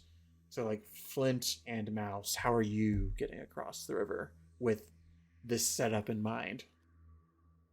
My plan was to go last if possible because I'm concentrating, and if I trip and take damage or touch the water or something happens, then we can't water walk anymore. I didn't know that water walking was concentration. That is good to know. It's not, actually. I just checked. Oh, You're well, not concentrating. Mouse is concentrating on other things. She's just really focused. Yeah. Well, and if something goes wrong for you, you could, like, I don't know, turn into a big spider or something. And then float down the river. Yeah, spiders are great in the water. Flint might try and fashion himself like something that he can tie around his waist and then also tie to the like rope that they have. I don't have any like carabiners, but I figure I can make some sort of knot that loosely does the equivalent. Flint definitely has a carabiner, I would say. Oh, maybe just fair one. Flint uses his one carabiner. And starts to just try and make his way across the water and hanging onto this rope as best he can. Okay. Go ahead and roll me a dexterity saving throw with advantage. Art speaking, I did not know what a carabiner was. Just looked it Oh. up. Now I know. Like Learn Carry your something every keys or day. your water bottle or go climbing. That is, yeah, I honestly didn't know they had a A name for word. it, but yeah. The springy hook thing. Um, Flint, it is you see the difficulty. Especially like you are a smaller stature person, but you are you also are a heavy armor wearer. True. Thankfully, Medium. oh, that's right. You're working on it. You're working on it. No, you're working on a breastplate. No, anyway, uh, uh, you are able to get across without much issue, and Aesop can sort of I would say the climbing up is the hard part, but Aesop can sort of just like reach down and yank you up without much issue. You got long arms. Yeah. Once I'm up there, I'll start trying to help like tie the rope off to that tree, and I think I've got some. Is it pitons, pitons, whatever, and maybe secure those in some rock or something if there is any, and just generally just trying to like secure the rope more than what I expect Aesop and I will be able to do by hand. Okay. I'd say at this point, you guys have worked out the system, and by having two people able, especially somebody with Flint's intellect, to be able to, Flint probably knows all the knots, you know, and is able to tie a rope quite effectively. So everything on that end is secure, and at this point, it's probably fairly easy to get across. So I'm just going to ask everybody else, unless you're doing anything sort of different, go ahead and roll dexterity saving throw with advantage. Murda is also going to secure the rope on this side as well.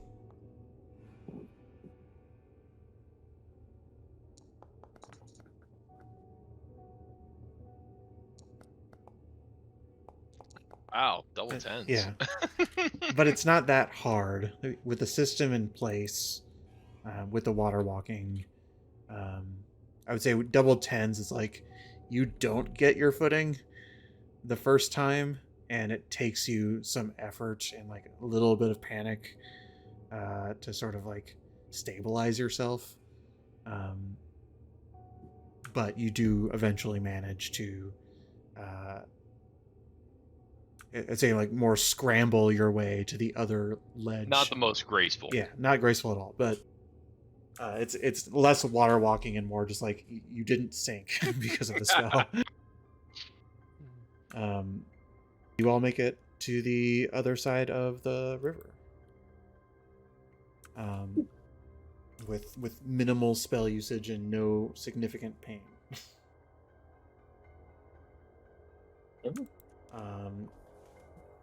Somebody would like to, roll me a d20 with advantage to figure out the next step. I got you.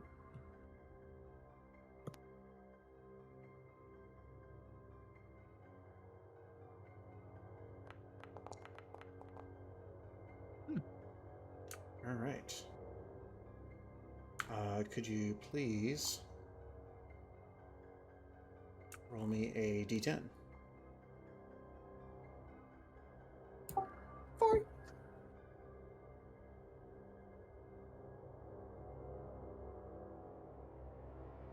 Okay.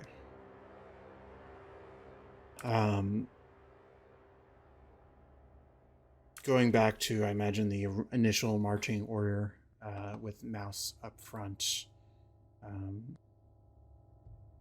you all continue your trek eastward.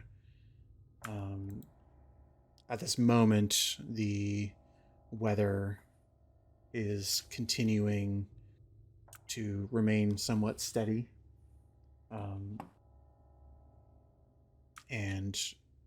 But the wastelands in front of you are relatively barren, all things considered. You go ahead and I'd say, Mouse, I know that you're leading, but I don't want you to roll literally every check when it comes to wayfinding. So, if somebody else would sort of be up there with Mouse, you could both go ahead and roll me a perception check. Sure, I'll do that. Okay. I've lost the good rolls. Oh, well. And we're back to reality.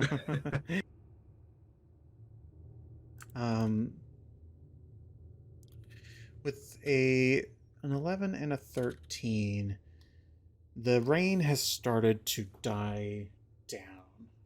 I'm too lazy to toggle it on and off, but the calm in the storm has reached a point where the ground it's still difficult, all things considered, but it's not as sort of moist as it was before. The sand is not sort of clumping into clumping or creating pools of water on the ground. You're starting to get the sense of it being a little bit more dry. With an 11 and a 13, you sort of near the end of your of this leg of the trip, you pick up a fragrance.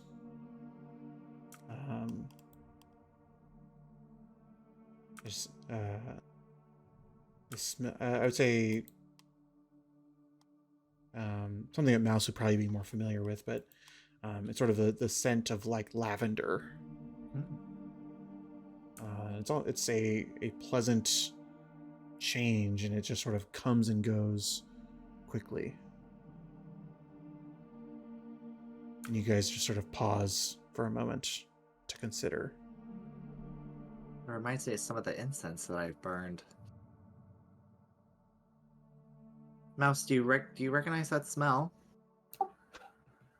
Seems familiar, floral, from something living. I feel like I haven't seen any plants that I think would smell that pleasantly.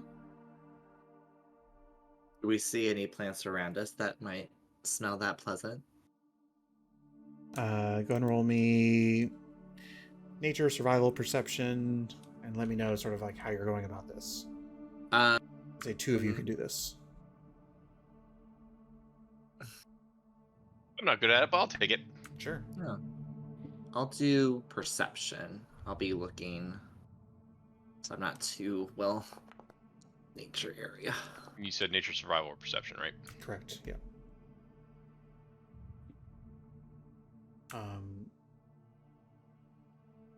Maybe. Oh, sorry.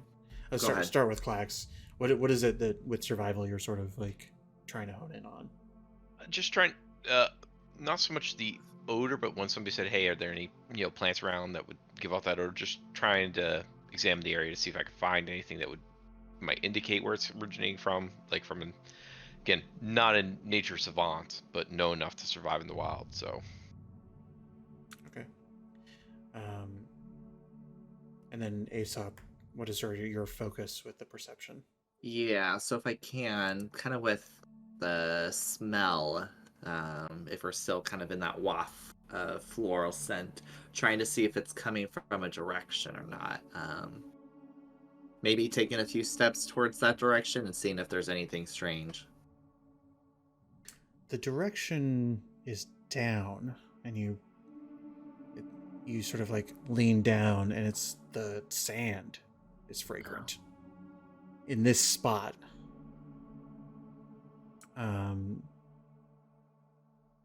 With a 14 survival, you see as the sand has started to dry, you do see a set of footprints, a single set of footprints heading north, Clax. Okay. How And that just sort big? of, we don't know if the two are related, but you're just like, that's definitely footprints. Hey guys, there's footprints over here.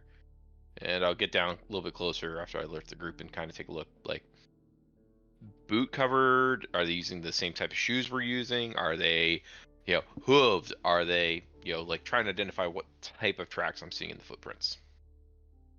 I'll give you one more survival check. You Okay. get some minimum information with the 14 that I will give you, but okay. Nope. Using the 14, because there's some obvious things. It's not. I would say the best you can get is that it seems to be a medium-sized creature, leather boots. There's no indentation of like a shape beyond just sort of like the soles of shoes. Not, oh, I was about to say, it's not like the soles of the shoes that we're wearing now. No, it's not. I Uh, think your guys' snowshoes tend to leave like more, like wearing tennis rackets on your feet. Like they have a much different mark. This is very, and I would say with the 14 though, picking up on, this is somebody whoever's leaving these footprints seems to be able to walk on the sands without sinking. Like it doesn't seem to be difficult terrain for them in whatever shoes they're wearing. I would turn to Miss Tyrn and or Mrs. Tyrn, I should say. You know of anybody else on the island, especially a bipedal humanoid? You point out the tracks, and she leans down.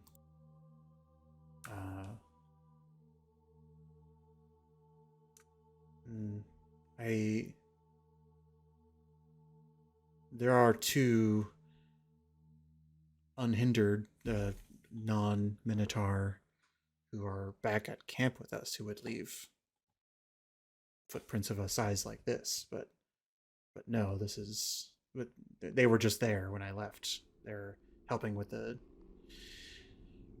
ship refueling effort. So was there an unhindered with Dad? I don't believe so.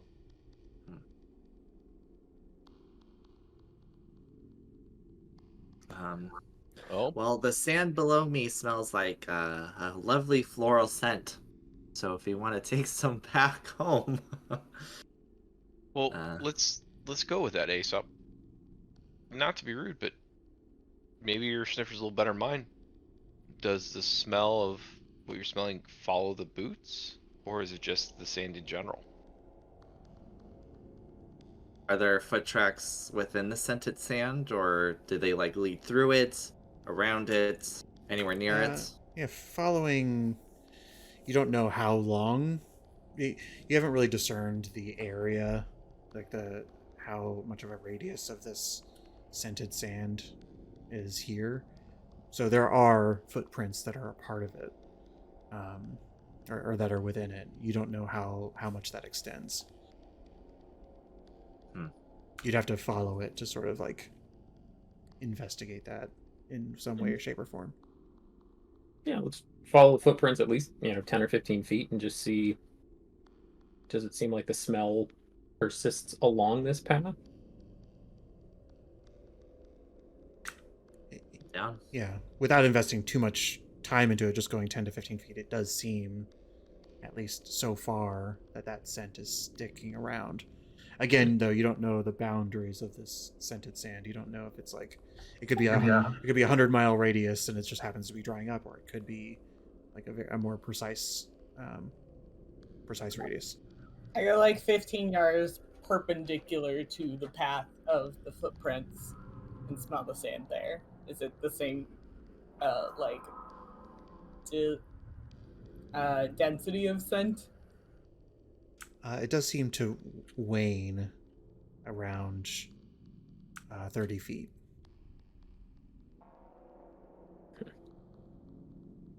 Anyone that smelled like floral lavender from back at camp that you can remember, Mom?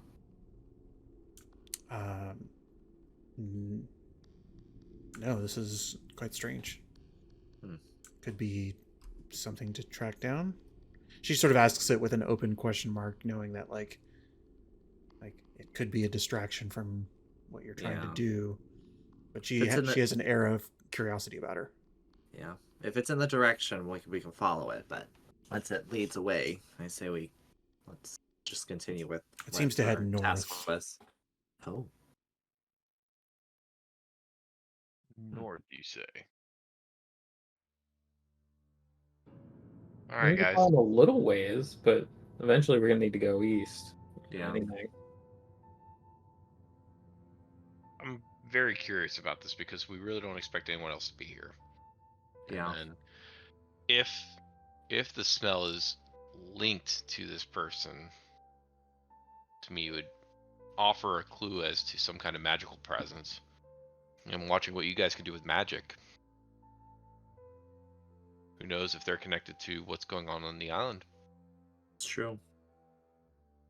Or if they're very powerful, they may be able to help us repower the ship sooner. Another great point. I mean, let's follow the footprints north for an hour or so and see if they look like they're going anywhere in particular or anything. And if we have gone for an hour and they just keep going and no signs of stopping or ending anywhere, maybe we cut east at that point. All right. Murda sort of calls out a technicality, and she says, if this person, whoever they are, is unburdened by the difficult terrain, we may not be able to keep pace on a stealthy approach. Are we chasing them down? Can we get any sense for how fresh these footprints are? With the roll, I've already given a lot for a 14 survival, so I'm going to say no.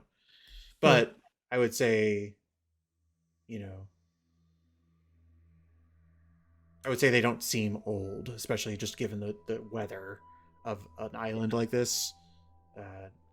Your everyday weather would have blown this away, sometime within the last 24 hours, yeah.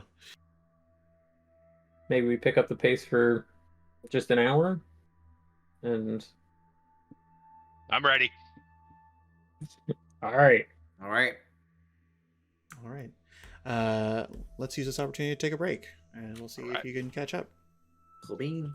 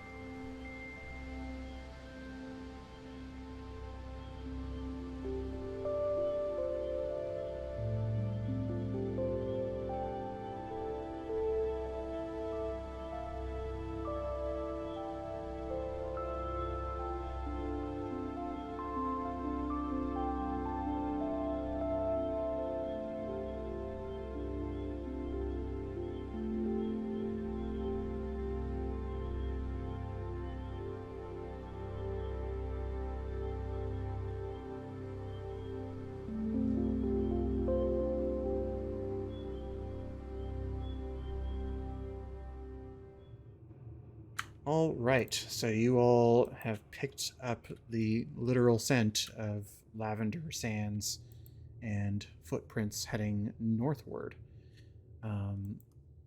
You've said that at the very least that you're not going at a stealthy pace, but just to sort of check in, are you going at an increased stride? Is this sort of like you're trying to make distance? And if so, is there anything you're doing particularly to accomplish that? In my mind, Clax is just moving. Like he's ready for something. He's tired of this crazy. I don't understand all this magic stuff going on, so I just want to figure out what's going on here. Like moving with purpose or running, I guess is sort of Purpose. I'd say purpose. Okay. I wouldn't say a run yet, but definitely purpose. Okay. Let's try to keep have up. a tendency to like disappear. Before they do, I will slap them with guidance. Who? Drada. Yeah, I feel like Drada would be taking the lead in this situation.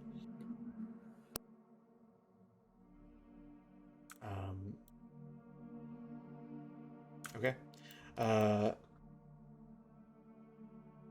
And for the time being, it sounds like you're willing to dedicate an hour-ish to this. For an hour, see how it looks. Okay. So I will roll survival for Drada, but if somebody else wants to roll either survival as well, or if there's something else you're doing to aid in this search, then you can join in on this. I would love to use those tracking skills and survive it up. Oh yeah. Okay, that's pretty good. This landscape, barren as it is, and even with your shoes, running in sand is not easy. But Drada sort of trying to find the hardest ground and the most direct way to navigate these dunes is able to sort of like bob and weave through the more difficult portions of this terrain as you all travel north. With the survival 24 mouse, I will say you sort of confirm some of your suspicions, recognizing that the scent of the sand beneath you had like a 30-foot-ish radius around it when you sort of spot checked it back initially.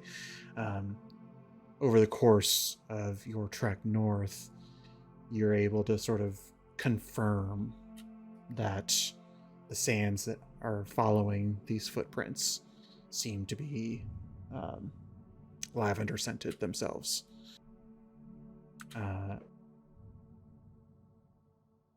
Drada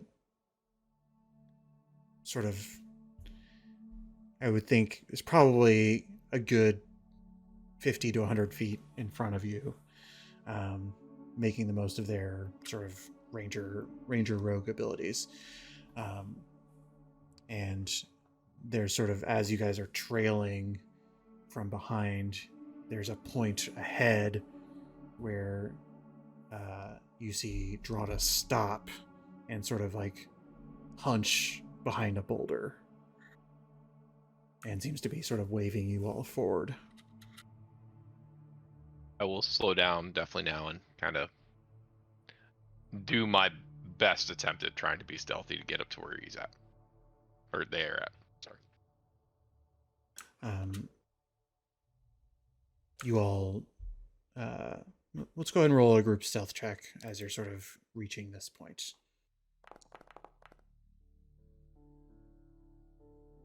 Hey. Yep, I burned all the good ones earlier, like you called it. Ooh. Oh God. Murda's a halfling, right? Ah, yes. I think the way that this plays out is sort of like Mouse, you're so stealthy that Drada doesn't even realize that you're already up with them at the boulder as they shout, "Up here, I see something!" And then the rest of you sort of fall in, kind of with this awareness that, like, unfortunately your cover's been blown.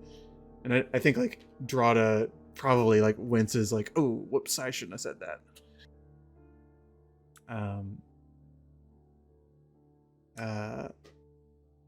Yeah, because I would say overall as a group, this was unfortunately a failed roll, even though Mouse did excellently. So Drada sort of just, like, retreats to a little bit of, like, embarrassment, but you all look over past the boulder and see in the distance, maybe a good 60 feet away, there is a figure who seems to not have paused at the sound that the party has made. A figure who is sort of continues their stride in a northern direction. At this, if I'll say, if two of you want to make a perception check to just sort of, like, suss them out a little bit. I will take that because I'm up front. I guess I'll do the same thing. Okay.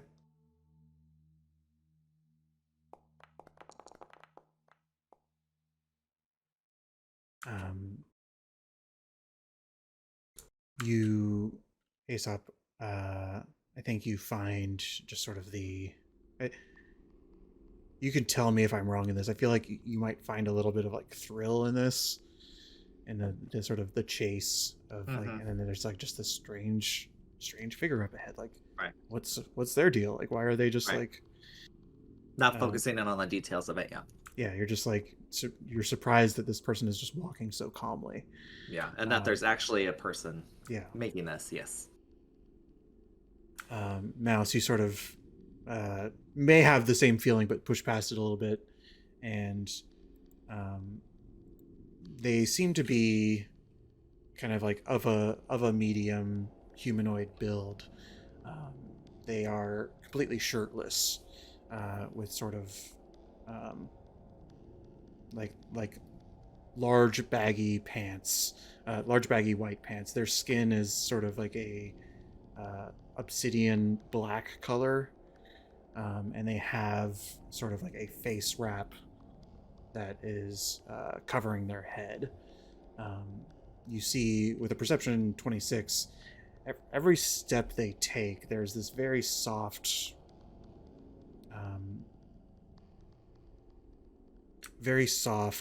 sort of smoke that rises from the ground in their wake. At this point, they're maybe like 60 feet away. Definitely somebody who's like masculine in appearance and has sort of doesn't really have any visible weapons or armor about them. And you hear, with a perception 26, you hear like a playful whistling, like they're singing a tune. Can I, trying to predict the tune, join the whistling? Does Mouse know how to whistle? Mouse knows how to whistle. I think Mouse knows how to whistle. That makes sense. No. But roll me a performance check nonetheless. Yeah.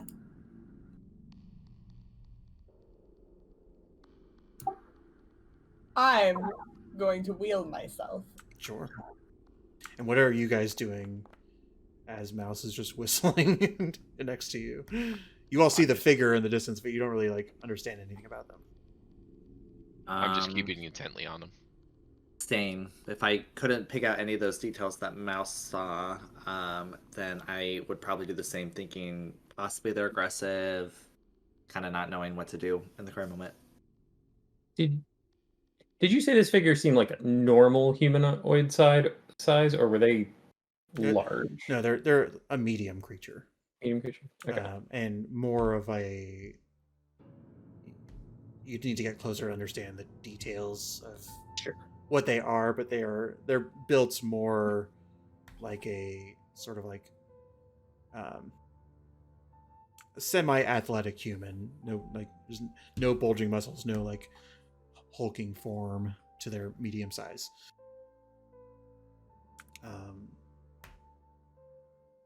What is your?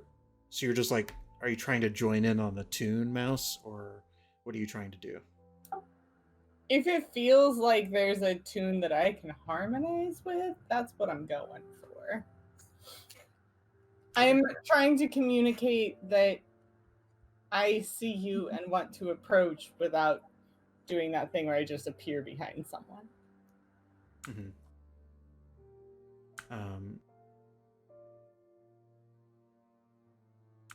I would say it's not until Mouse starts whistling and you guys maybe give her the eyebrows of like, "What are you doing?"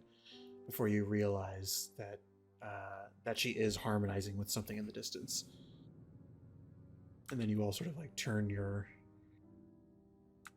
attention forward, and you see the figure whose face you still can't really see beneath the face wrapping. They sort of pause and then turn around, sort of making eye contact with your group, and continue whistling before they just sort of like nod. I also continue whistling, sort of give a blind wave to my friends, and take a small bow in response before continuing to approach. Okay. I would stay fairly close to Mouse, like letting her take the lead, but not by a lot. Can I trying to think what might be best? Can I? I'm gonna pull out my flute and I'll play a low harmony that's lower, the lower volume than the whistling, so you can still hear it, but kind of just in tune and rhythm with the whistling. Okay. If you want to roll performance check as well. I think Drada in this particular instance would tell you that they are going to just sort of keep an eye out. They're going to be within eyesight of all this and make themselves known, but they're sort of hanging out on the perimeter of this for now.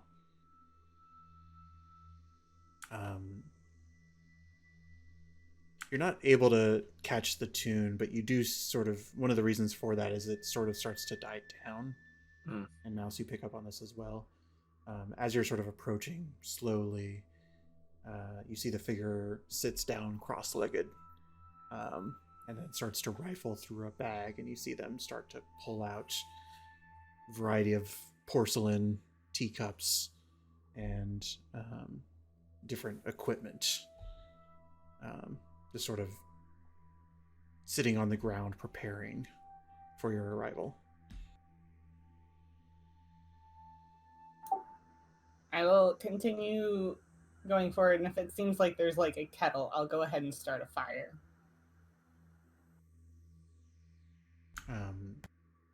You don't see any. Well, you do see like a little teapot that they have. They sort of seem to just press it into the sand for the time being. They're in the process of pulling out all their stuff, you know. I will go and sit down next to them and say, "Hello. Do you understand me?" Is everybody else like just for my spatial awareness? Is everybody like sitting next to Mouse, or Fox is hanging back a bit, kind of don't want to get behind the guy to give the perception of ambush, but just I'm definitely off to a side where if I'm needed I can be there quickly, but I'm not necessarily engaging this while I'm eyeing up this person to understand what we might be getting ourselves into. I'll look at Flint. Should we join her or just kind of keep a distance away? I think we should join her. I think me because I'm also little, which feels appropriate for some reason in my head, and you because you speak elemental in case this guy doesn't understand us. Okay, so it's kind of loosely this. I would say Murda is probably just hanging back and falling into sort of guard position with Klax a little bit. She has that military training, but she doesn't have anybody to phalanx with, and you're the next best thing.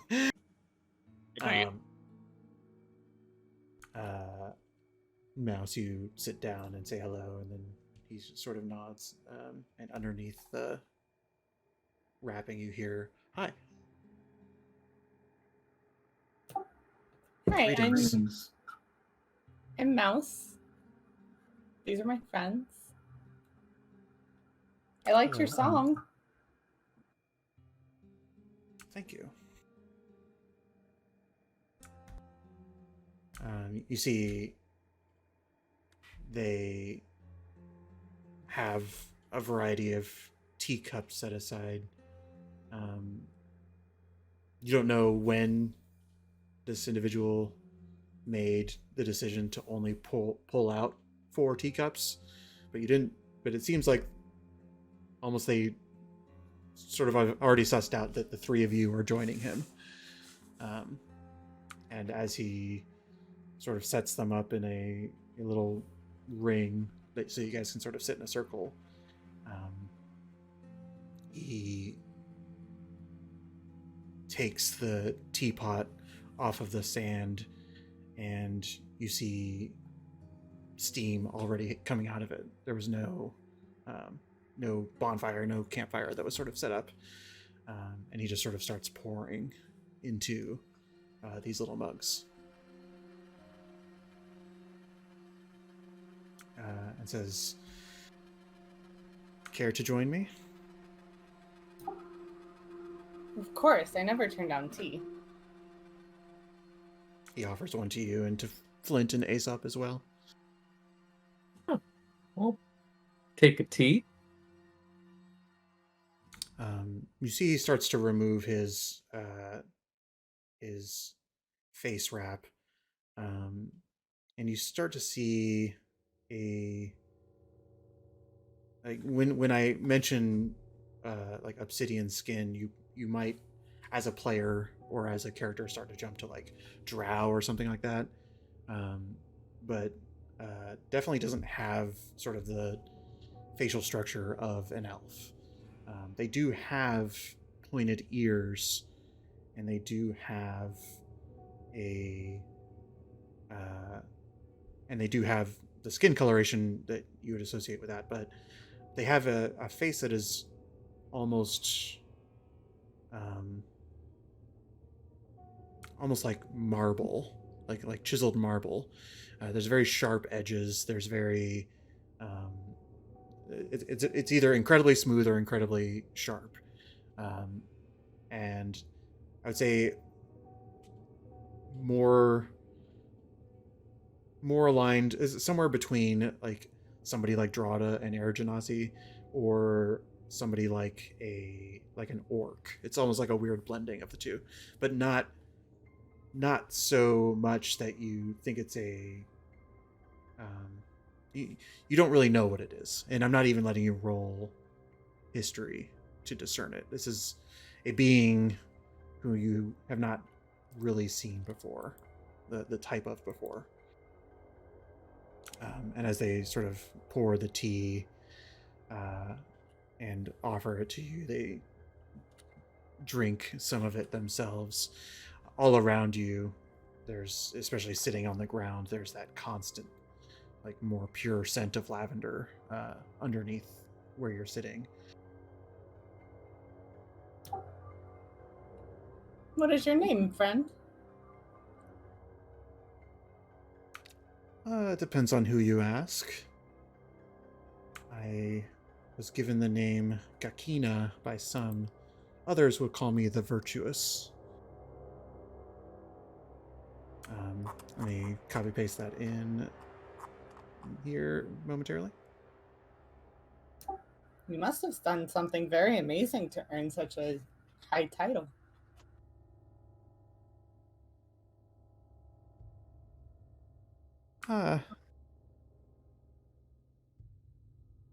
It is a name that I suppose garners some respect. And you are Mouse, but your friends. He sort of looks at each of you, and he's not asking for names, but he just says, "You all are a little out of sorts, it seems."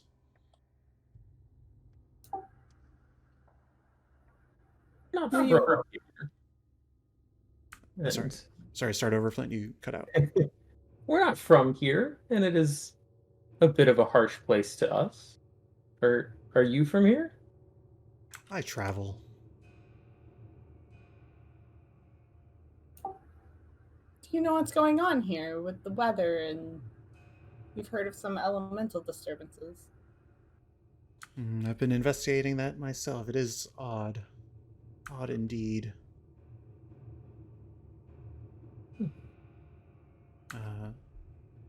Definitely an influence of some kind.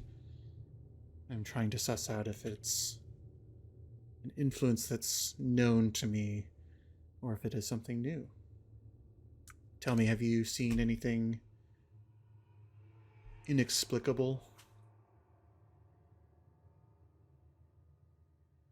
There's well, this rain for one. Whenever we try to contact the elementals, it seems like just the language just kind of washes over them. Either they don't want to or can't respond, or they're being controlled by something else. And we saw not a fire pit, but just fire underneath the island. It was unexplainable and weird. Give me an insight check for me.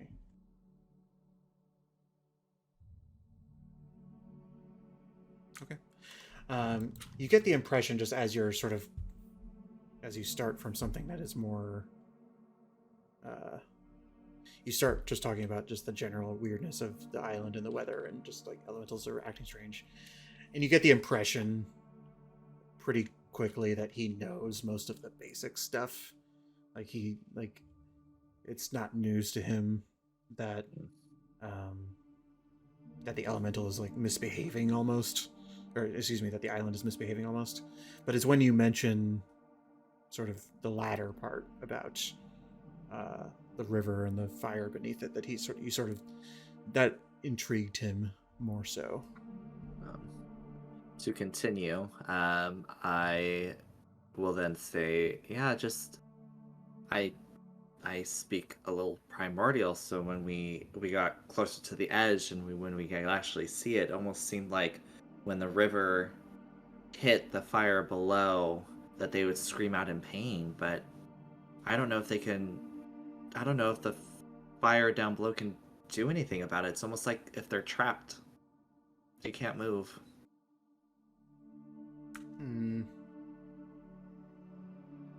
Down this river, you say? Yeah, I'll point in the direction. We came from that way. You'll hit the edge of the island that we're on, and you just gotta look down. I believe I should have to see this for myself here soon. Once we're done here. That's really sad. What's Is it? happening?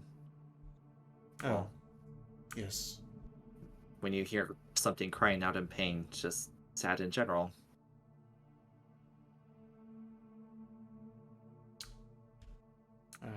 He takes another sip of tea and says, "It is not uncommon for the elements to be at odds in such a way, although what you describe is a little unworldly.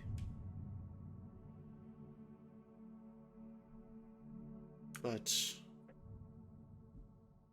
With your inside of 19, you get the impression that he's almost reassured. Like he's sort of like, not that he's happy with this information, but that it's like he was worried about something else. Have you found anything strange on the island? Something that you can't really explain? I hear things, but I haven't seen things. He looks up and takes another sip and sort of looks and says, "You are not the first that I've crossed to investigate such things. And you have a look about you." Do they look like me? He nods and sort of like looks at looks down to where your tails are laying against the sand. Isn't your dad the only other one out here with 2 Yeah. animals? You were the son of T-Rock? Oh. Yeah. Your mother sort of perks up, but is sort of still sitting, back 10 feet with Clax, listening to the conversation. Did you have a conversation with him earlier? Yes, several days passed. Are they doing okay?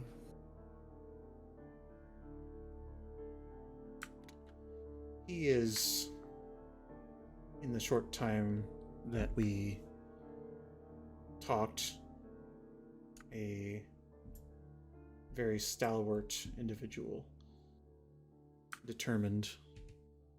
Stubborn. Yeah. Well, It's my dad. in the time that I saw him, he seemed okay. So I'm assuming he's not in any danger. Well, he sort of like looks up into the sky, and sort of peers at the storm and says, "It's a difficult thing to avoid in current circumstances, but he seemed of steady heart." Do I get the sense that this guy is being honest with us, or is there some like wordplay going on? Sure, you can roll insight. Were they further south where you came from?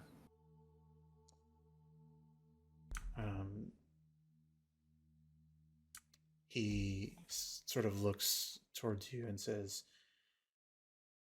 "I believe his investigation is leading him to the southernmost lake.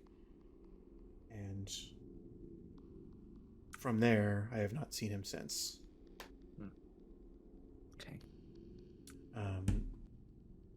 Mouse, you don't get the sense that he is being dishonest in any way. There is an air of I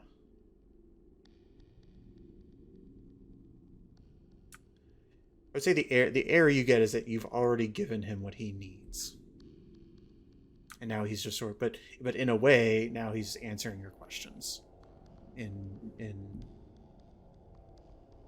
such a way that like he's trying to be helpful.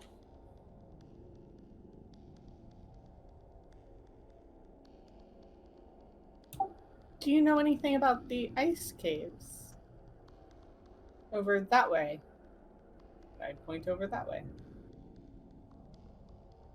I don't believe that I do. Is there something of interest?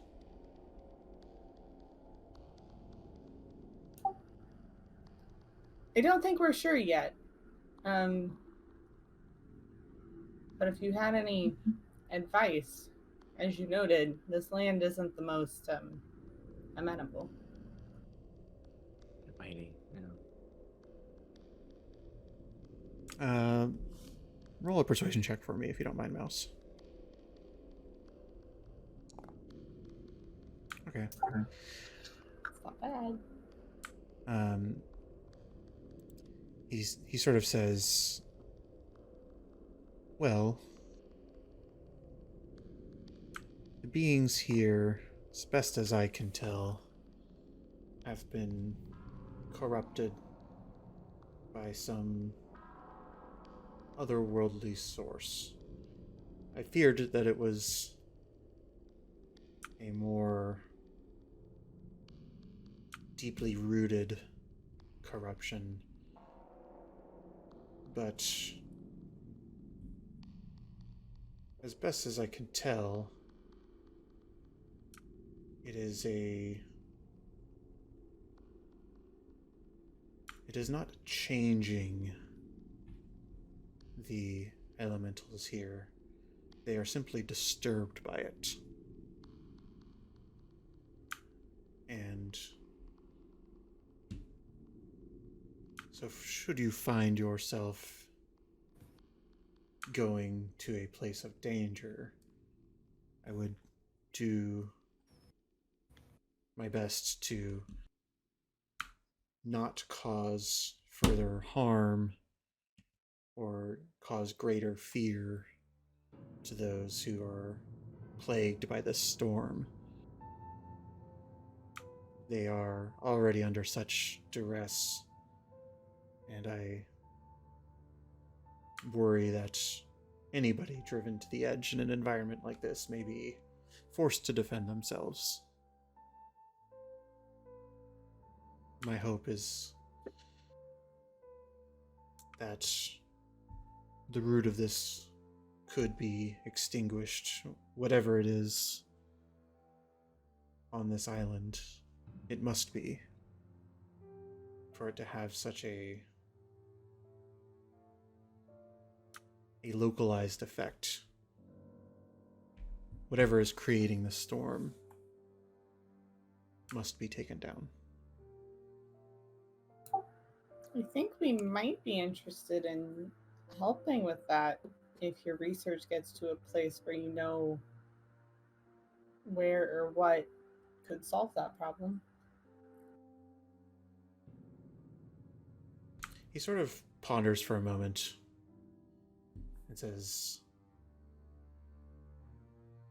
with respect to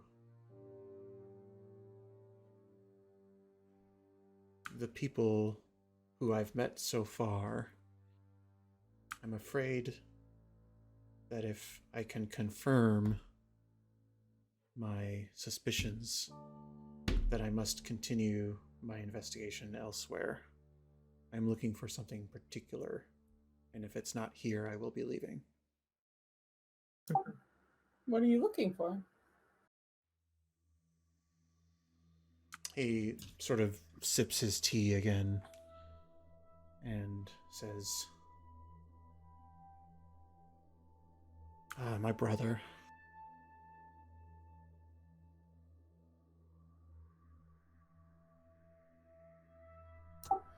What's your brother's name? Do I believe him? You can roll insight if you like. He says,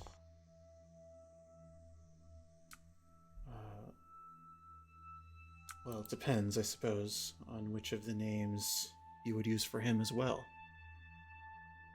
But he goes by the name Merodach or the Illustrious.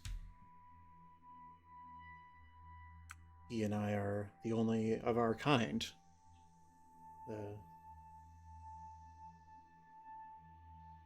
We are referred to as Johnny.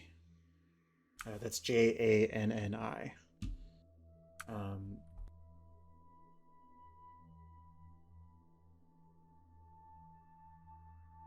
And if he is not here, then I would assume that he is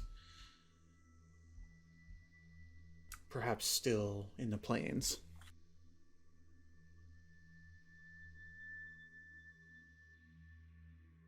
How did you get separated? Sorry. I'm sorry, Flint, what did you say? I was just gonna ask which planes? You mentioned that you were quite the traveler. Oh, all of them. Oh, okay. A Johnny is not limited to any particular element.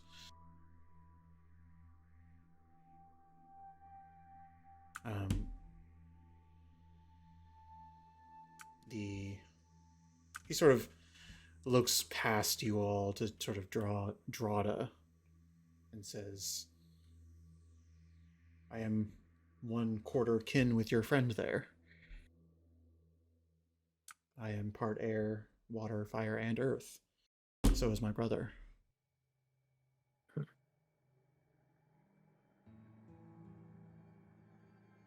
But he is, he can be a recluse sometimes. And his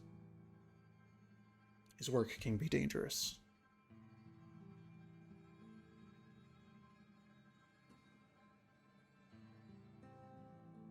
I think he has some other names as well, but those aren't for polite company. What is his work that's so dangerous? You get the impression as he finishes the last sip in his cup, and regardless of whether you guys have been sort of keeping pace with him, that he's ready. He's sort of ready to go on, and that this is perhaps one of the last questions you're going to get as he's starting to put stuff away.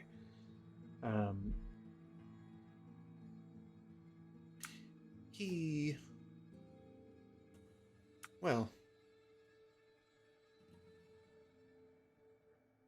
would like to make a better world for all of us. That's how he would say it. But it can... There's a reason I came here. I worried that his work may come at a cost to others, but... Well, another conversation for another day. He starts to collect the cups from you all and says, I shall check out this river that you speak of. I appreciate the lead. And Yeah, it's just further behind us. He nods and says, should you ever wish to meet with me again, you may find me in the fragrant sands.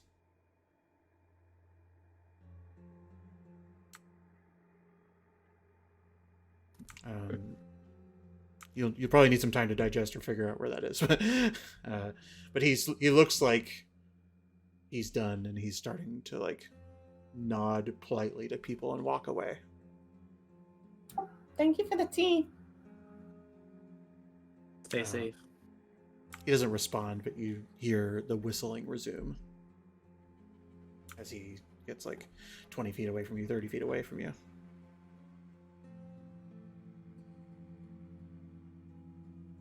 Weird. A race of people that just is only him and his brother left. Gotta be lonely. I mean, he didn't make it sound like it was only him and his brother left, just that they were the only ones ever. Well, I don't know. Maybe they're the only ones left. I interpreted it as they were the only ones ever. I momentarily got scared that Ludum was his brother. Yeah. I'm glad that's not the case. Yeah. DM is showing no reaction. The sun is starting to set, and although you probably could go on for another 4 hours before risking any kind of exhaustion, it is starting to get dark.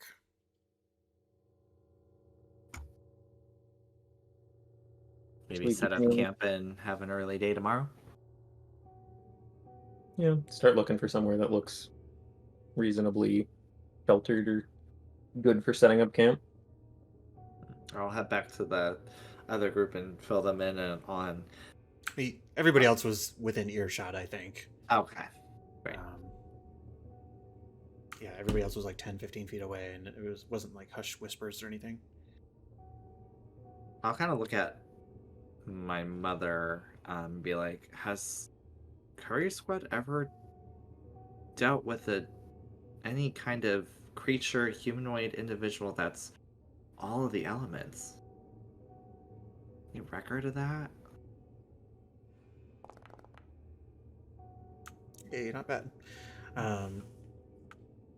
She does sort of perk up and say, I think I've heard of the Johnny before. And this is... They are generally as mysterious as this encounter proves.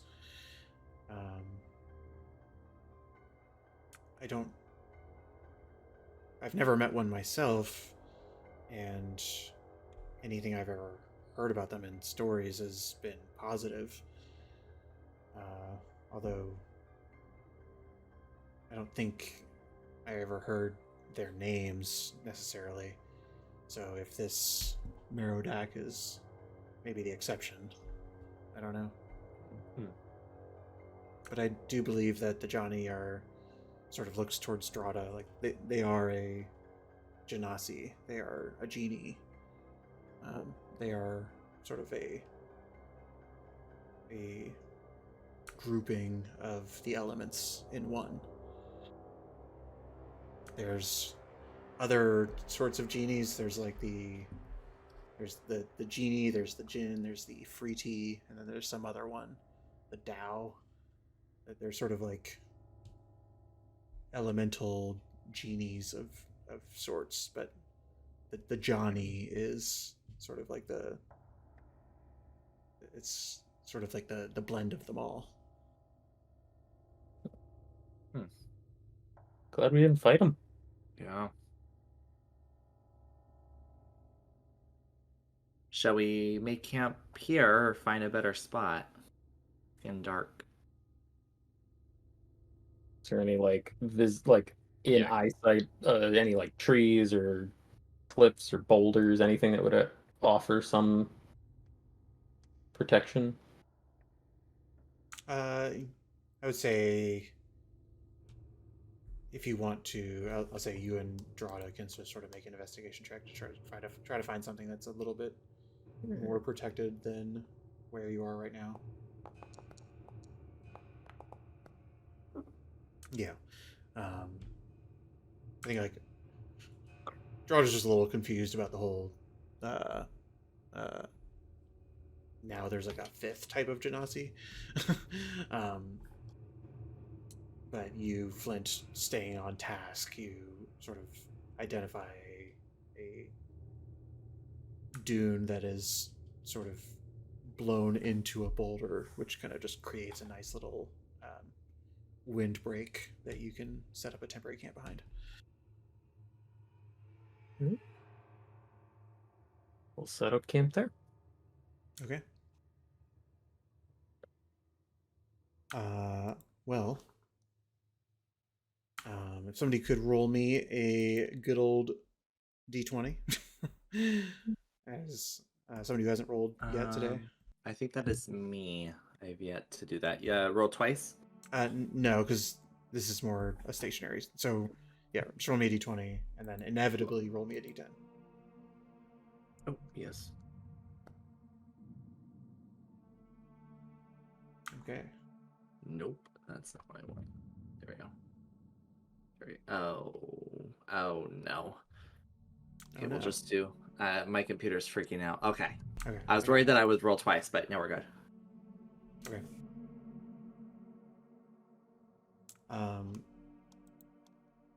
What are the watch orders? Keeping in mind that you also have Murda here with you now. We could throw Murda and Drada together for simplicity's sake if we want. But I also want you to be able to talk to Murda if you want. Well, I'll volunteer for first watch as usual. Yeah, I'll go. I'll have one with my mom tonight.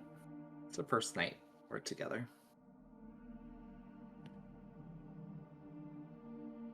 We'll do second watch then. Okay. I'll join Clax in first watch. Drada.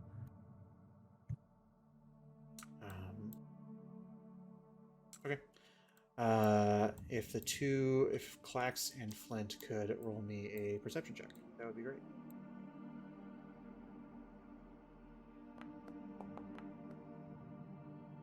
I would also set up an alarm.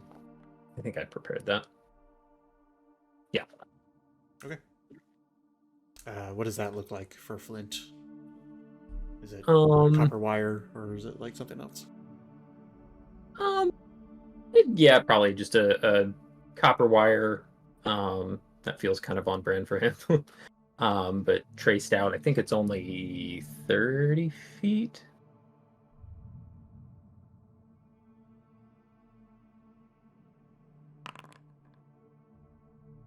Okay. Oh, 20-foot cube. So mostly just our encampment, but sets that up and sets it to just be like a in his head alarm. Okay. Well, you and Clax are,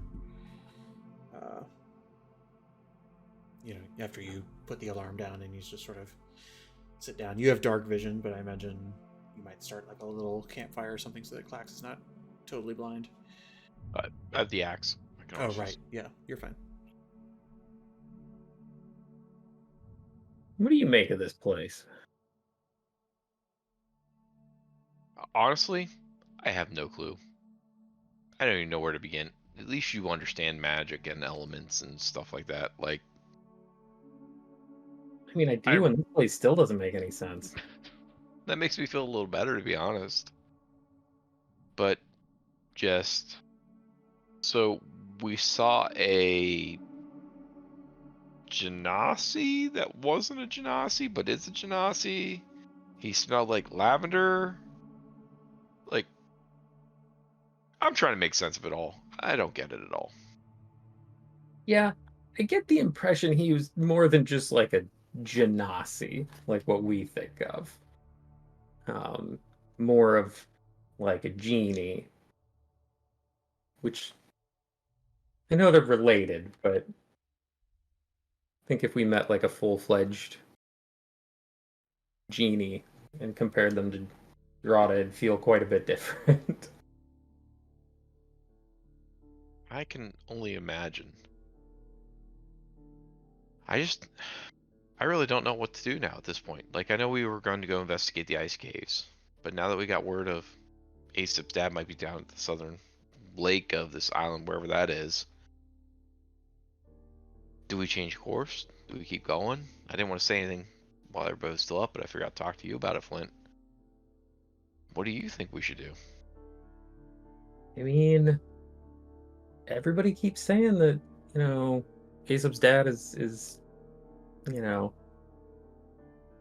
pretty capable, so I think at the moment, if we're not worried about him, we probably head for this ice caves. It seemed like what, the recovery squad was most interested in somebody being able to take care of.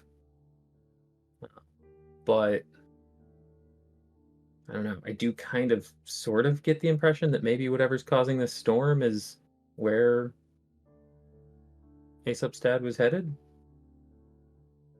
So I guess that comes down to, do we believe that Aesop's dad was on the right path? Because if he is, then does it make more sense to just head south, get to the root of this problem, and get out of here?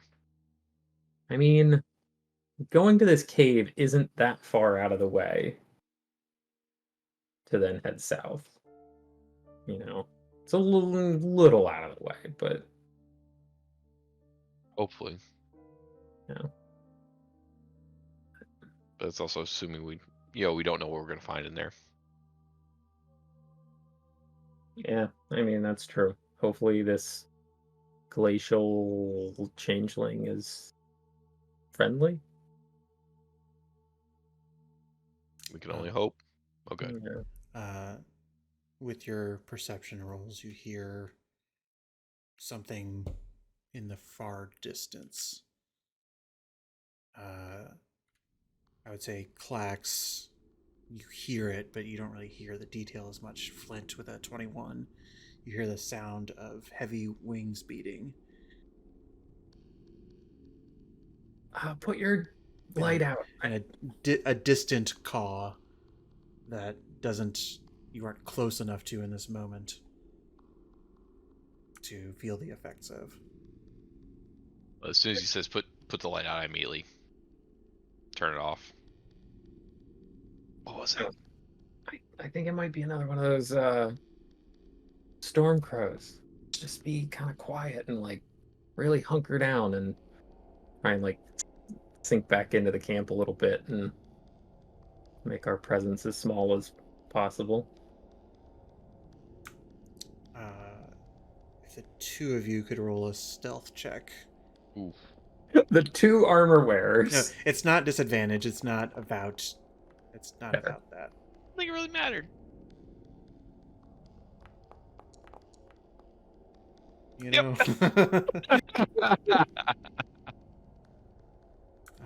It's something along the lines of the, like, I think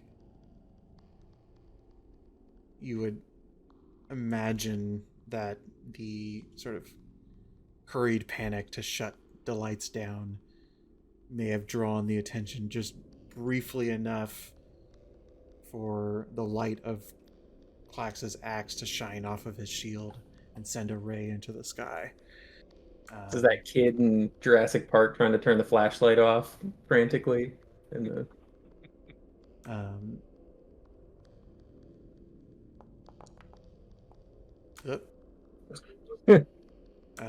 I guess that would have been even higher because I forgot to roll actual perception.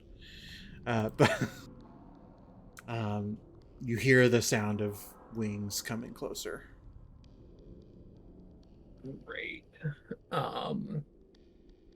Start waking everybody else up, and I'll get half the camp if he was hit the other one and just tell him, storm crow inbound, cover your ears. Play dead. I'm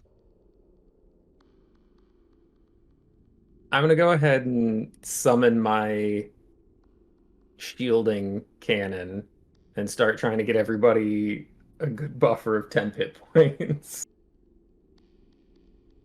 Okay. We can expedite this because I think you guys and Murda is sort of like she seems to realize that you guys know what you're doing, but nonetheless she's like offering direction. Am I correct to say that you guys are not engaging? Okay. If we can avoid it. Yeah. I'm going to ask you to roll. We're just going to roll a bunch of dice, okay?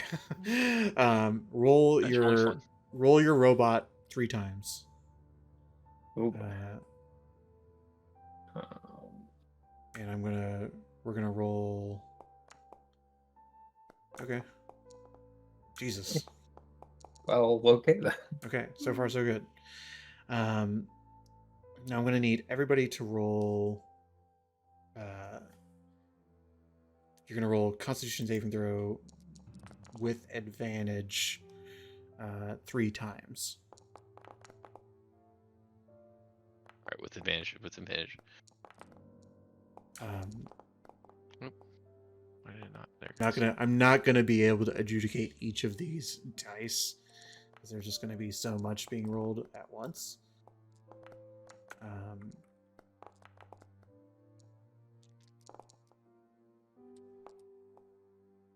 I might have to find it if we roll this. I'm gonna have to find a quicker way to do this. But the long and short of it is.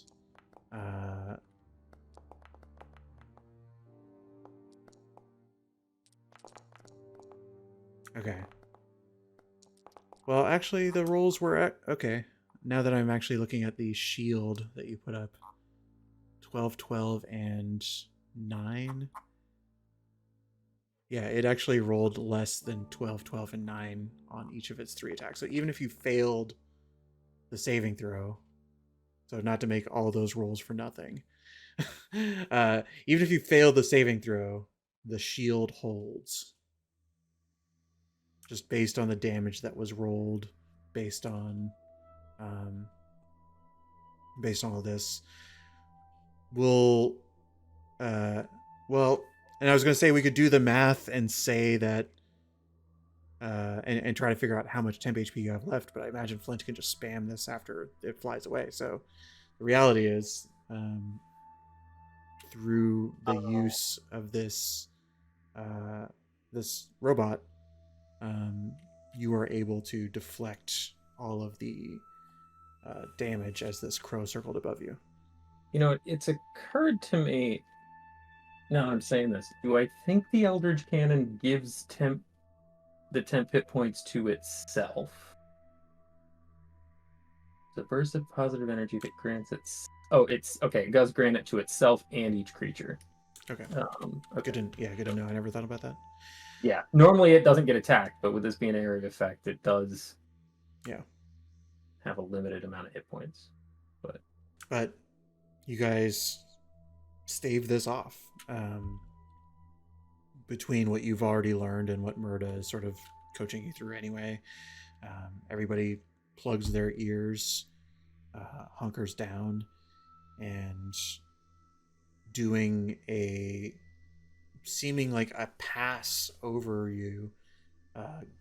It saw something as that light shined into the sky, and it went to go investigate, but perhaps it was sensitive to that light, or perhaps the response that you've given has not triggered it in any hostile way. But as it sort of does a loop and you resist the effect of its thunderous caw, you do see it start to fly away.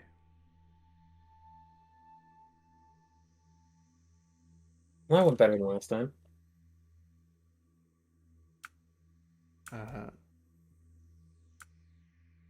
Drada says, especially for mouse. I mean, we could take it. We did it before. We could. Murda says, let's not. All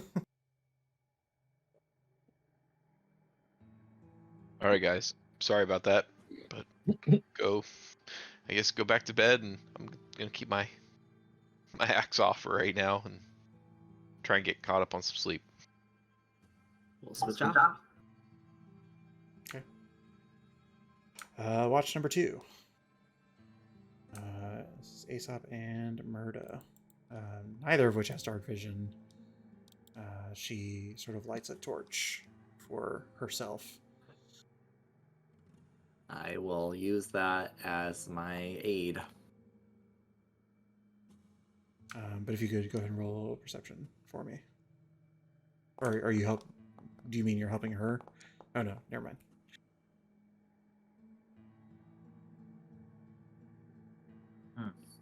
You don't think you're gonna... Well, let me actually start off by saying this, Mom. I am just so unaccustomed to, like, I don't want to say military, but like organizational hierarchy within the recovery squad, and I apologize if I got you in trouble earlier. I didn't realize we went around Hardak a little bit with some of that information, but out of character, that was Niana.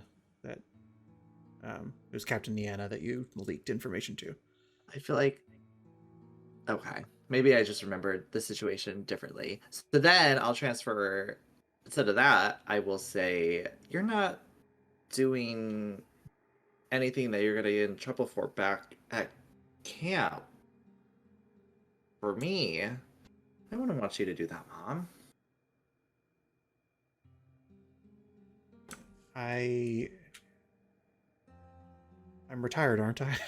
I can do what I want. Well, try saying that to Dad. Yeah. He takes this... She sort of like eyes you up and down and says, the two-tail prophecy sort of... I think he expects too much of himself. I think he thinks that he hasn't sort of lived up to his potential yet. He's waiting for something grand to happen. And I know that it's like something that you both take pride in, but I guess from my perspective, I just it's something all of our people care a lot about, the stories, but It's true. but it is hard to see him not be able to let go of it and sort of live his life as well. Yeah.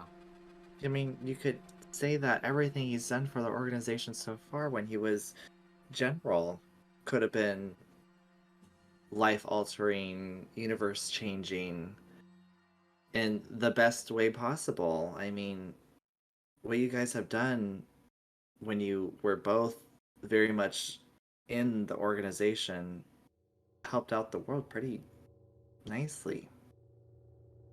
I think from his perspective, it's just meant to be a bit more bombastic, not over the top, but like, I mean, you know, the stories of Barden. In all of them, Yeah. he sort of sacrifices himself to some glory. It's I think your father just, I don't want to imply that he has a death wish or anything, but I think he's waiting to have his moment, like it's a singular moment of heroism. And That's why he left. well, that's why he has trouble letting go. This mission seems a little different, I admit, but you know, he did stay home for a few months. She says that knowing that that's not nearly enough. Well, yeah, that definitely brought out a chuckle in Aesop. You know, I have to be honest, I haven't really thought about it too much. Just when I graduated and kind of entered into a world of pure unknown, I knew that I needed to find what I wanted to do, whether or not the prophecy was going to be involved in some way. And eventually it will be, but I at least wanted to start my life. And I'm really happy that I found this group, even though we kind of I mean, hasn't been too long since we all met, but we've already just been through so much. I guess I would just ask, like, you know, what is it that you want to accomplish? There's no wrong answer, but I guess, I know. like, if your prophecies set a very high bar, Right. especially when they're so abstract, and it's hard to really know what you're destined for. And I have a set path in front of me. Before we came to Consonance, I participated in a Tournament of Tales, kind of like a bardic competition of wit and charisma. And I won. I won. And thanks to all my friends, they played a huge role in that and kind of got my, frankly, shit together. And because of that, I was gifted a grand quest to essentially deal with the Sky Dragon. Deal with? Correct me if I'm wrong, DM. Sort of capture is what you were told. Yeah. I didn't know if it was like kill or crowd. Yeah. So, yeah, just turning in and capturing the Sky Dragon somehow. However you managed to do that. But is that my destiny?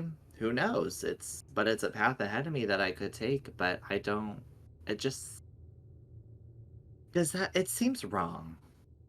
Or is that just that might just be me, but I mean, capturing a dragon, or I mean, is it really bothering people? well, First of all, I'll say, like, while you were talking about the Tournament of Tales, there was, like, you don't have to, it's like passive insight.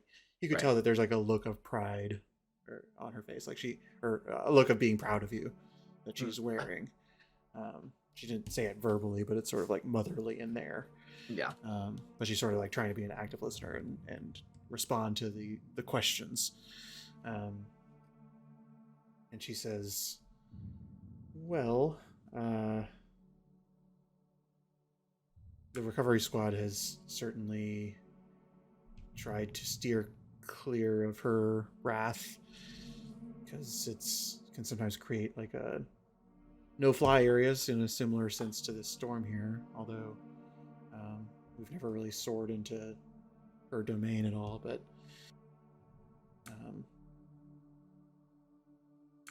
so I think, like, there's, I don't know, some people have this belief that a selfish belief, in my opinion, that we should bend the will of the elementals to our desires, and that it's not like that it's inconvenient to go around, you know. Yeah. So I think I was born and raised on that sentiment, and yeah, I feel the same way. Yeah, and the reality is that they can be dangerous at times, which is why we equip ourselves to do the work that we have to. But I can't recall any stories of her making attacks of any kind. Yeah. So With that being said, I think it's, so going back to the two-tail, I think I'm not gonna go looking for it. I think it's just going to add more stress. And now that I'm seeing how it's affecting Dad, I'm going to live my life how I see fit, and whatever entity being rules over the land, whatever action it deems worthy of the prophecy, then it will be fulfilled. But as of right now, there's too much at stake for me to be worrying about that right now.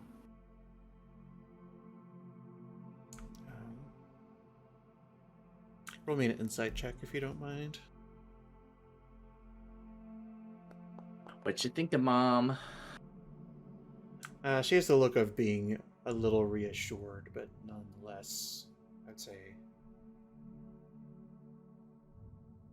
reading her mind a little bit more than, like, giving you a little bit more than you would technically know. Like, she feels reassured, but she's looking southward towards where the Johnny had pointed where your dad is.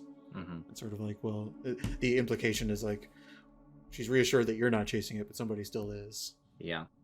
And it's, yeah, family. Well, we have a location, right? We have a location. Whether or not we pursue now, later, we head back to the camp and let them know, we still have an area. And has people with him, right? He's just not on his own. Some of his former crew, when he was the general on his ship. I don't think Hardak likes that they chose to follow him as deeply as they have, but he does have good company. That said, I suppose when this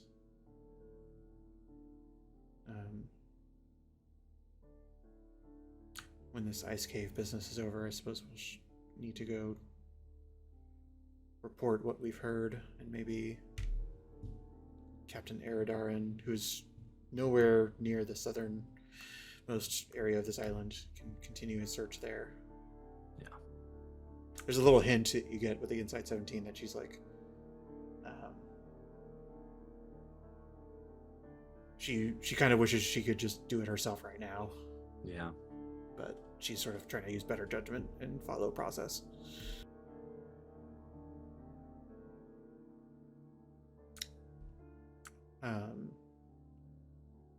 Is there anything else that you want to talk to her about in the short term?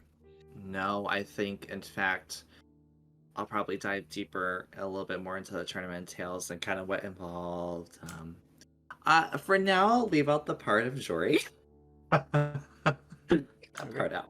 Yeah, I don't want to dive deep into that right now. Okay. Third watch is Mouse. I'm going to roll a d20 just for the weather and stuff while you tell me what Mouse is doing tonight. I know it's still raining, but is there enough cloud clearage that I can see some stars? There is, yeah. It's actually not raining right now. It's actually relatively clear skies. You're almost at the it's been clear skies long enough that you're starting to wonder if there's going to be if this is all fading and there's going to be a reprieve. Still uncomfortable conditions, but anyway, yes, you can see the stars if you'd like. And I'll lean over to John and say, "Hey, I just need a couple minutes on my own. You understand? Can you cover for me?" Yes, I'll keep an eye out. I'll slap him with guidance as I walk away to find a spot, and I will pull out my star map and start working on entering my quill form. Oh boy. Are you sort of do you still want to roll perception check, or are you surrendering it to Drada? I mean, I'm only going to be gone 10 minutes, so I think I can still... Okay, yeah, just roll perception for me. And then... hey, while I'm gone. Oh, okay. Almost a 1. Fair. But Drada kind of keeps an eye out as you enter your quill form and project a starry light into the sky. As I'm doing it, I'm like, well, hope none of the birds see this. But I will message Olive. Okay. And I will say, are the men from Ventus still there? What are their names? Is everyone safe? I didn't mean to bring attention to Sparadin. I know they said our secrecy keeps us safe.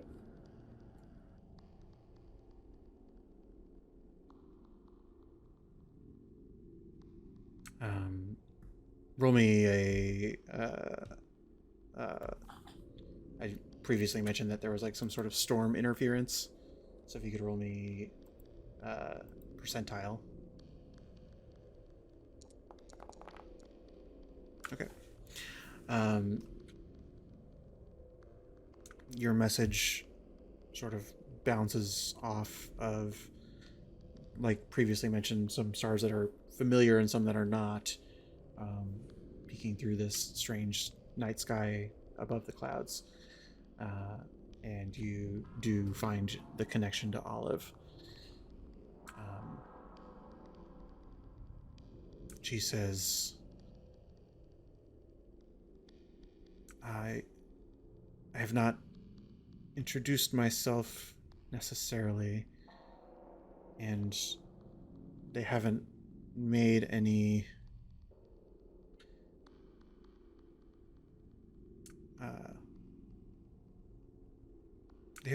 demands, but there is one individual who has a strange purple glow about them.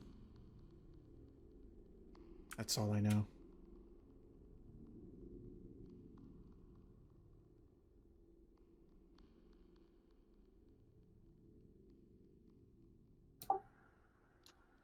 Okay.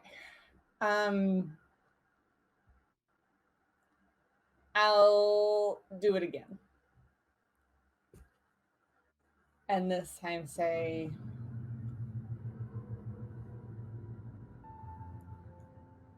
have more arrived since the initial got there. I think I might know who we're dealing with. Please let me know if they start taking things or hurting anyone.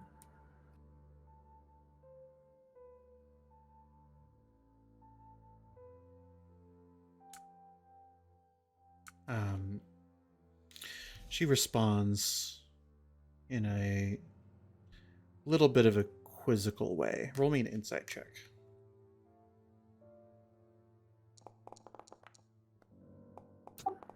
Oh, Halflings. Oh, Oh well, man. it's an adventure. You don't really get anything extra from this, but she responds to say, I will let you know, but I don't have power over this. He's approached the council and is negotiating with them as best as I can tell. I'll see if I can learn more. And maybe I'll just ask him myself.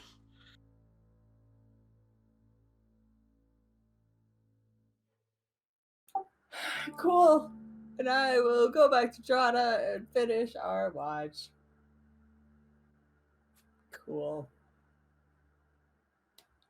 Mouse, is that a concentration, or did you have to use spell slots for that? That's wild shapes. Yeah, it's a homebrew starry form that she has. You get like 2 a day. Currently I get 2 wild shapes per short rest. Oh. Okay. But that's also like the archer form I do. That's also if I turn into the badger or any of my animal forms. That's a cool homebrew. And there's other rules to it too. Like it can. Oops, I rolled that as Drata. There's other elements too. Like it can only be used at night. You have to. I think it says like you have to have the same night sky under like above you or something like that. Ignoring that roll was from Drata. About an hour later, you hear Olive's voice pop in. Roll me another insight check.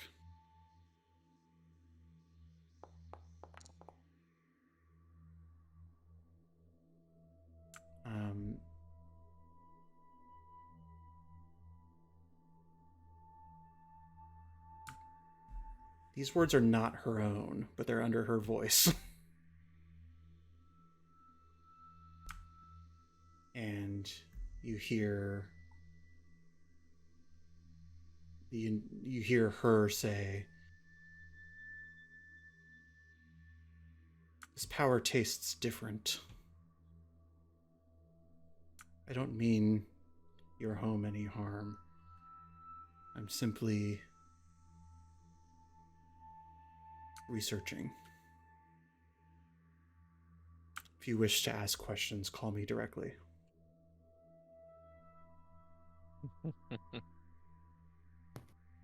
Did he say tastes different? Yes. Okay.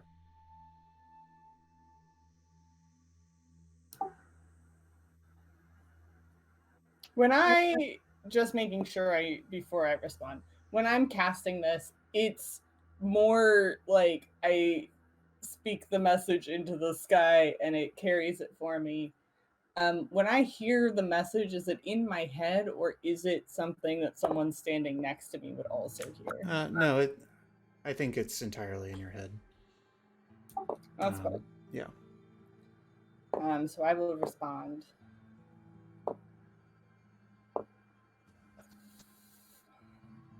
Olive, I'm sorry. Stay vigilant. Keep everyone safe.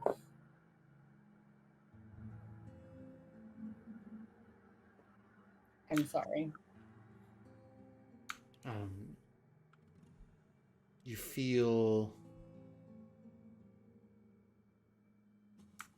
feel as this message sort of as the light sort of retracts back into you,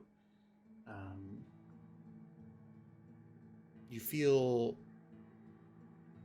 like a pang of anxiety that follows it, like it's sort of as if Olive had one emotion to pass through the tether. You feel like she is anxious, but you don't feel, I'll say, you don't feel pain. You don't feel panic. There's sort of just like a sort of like what just happened anxiety that sort of comes through and reaches you. Go ahead and roll me in intelligence? No, wisdom. We'll just say wisdom check. You said check? Yes. The implication, what you kind of gather from it is that she just heard your message and she was expecting to be able to respond to it. Which sort of implies that like she doesn't even realize that she sent this message to you.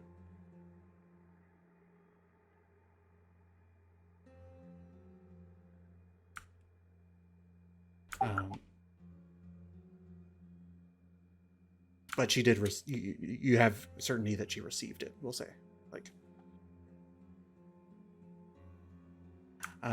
Well, another uneventful night. As you all wake up to a joyous morning, glorious, uneventful. One of those words is not correct. Joyous, uneventful, non-stressful. Everybody so- should have 10 hit points. I did like spam that until. Yeah. And that's there, just there. Yes. Until we long rest. Cool. We do manage a short rest. Yes, you managed a short rest. Cool beans. Whether you feel relaxed or not.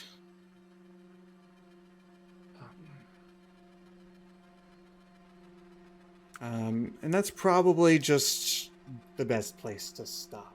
Because it's almost 10 o'clock. And we could digest this for 5 minutes, but maybe we just start the new day with any conversations that are going to follow that. Sounds good. Mouse. This is the second game in a row that has ended with this, like, star vision. I hate it so much. Knew it was our We all love it. Yeah, we figured it out. No, I absolutely love it.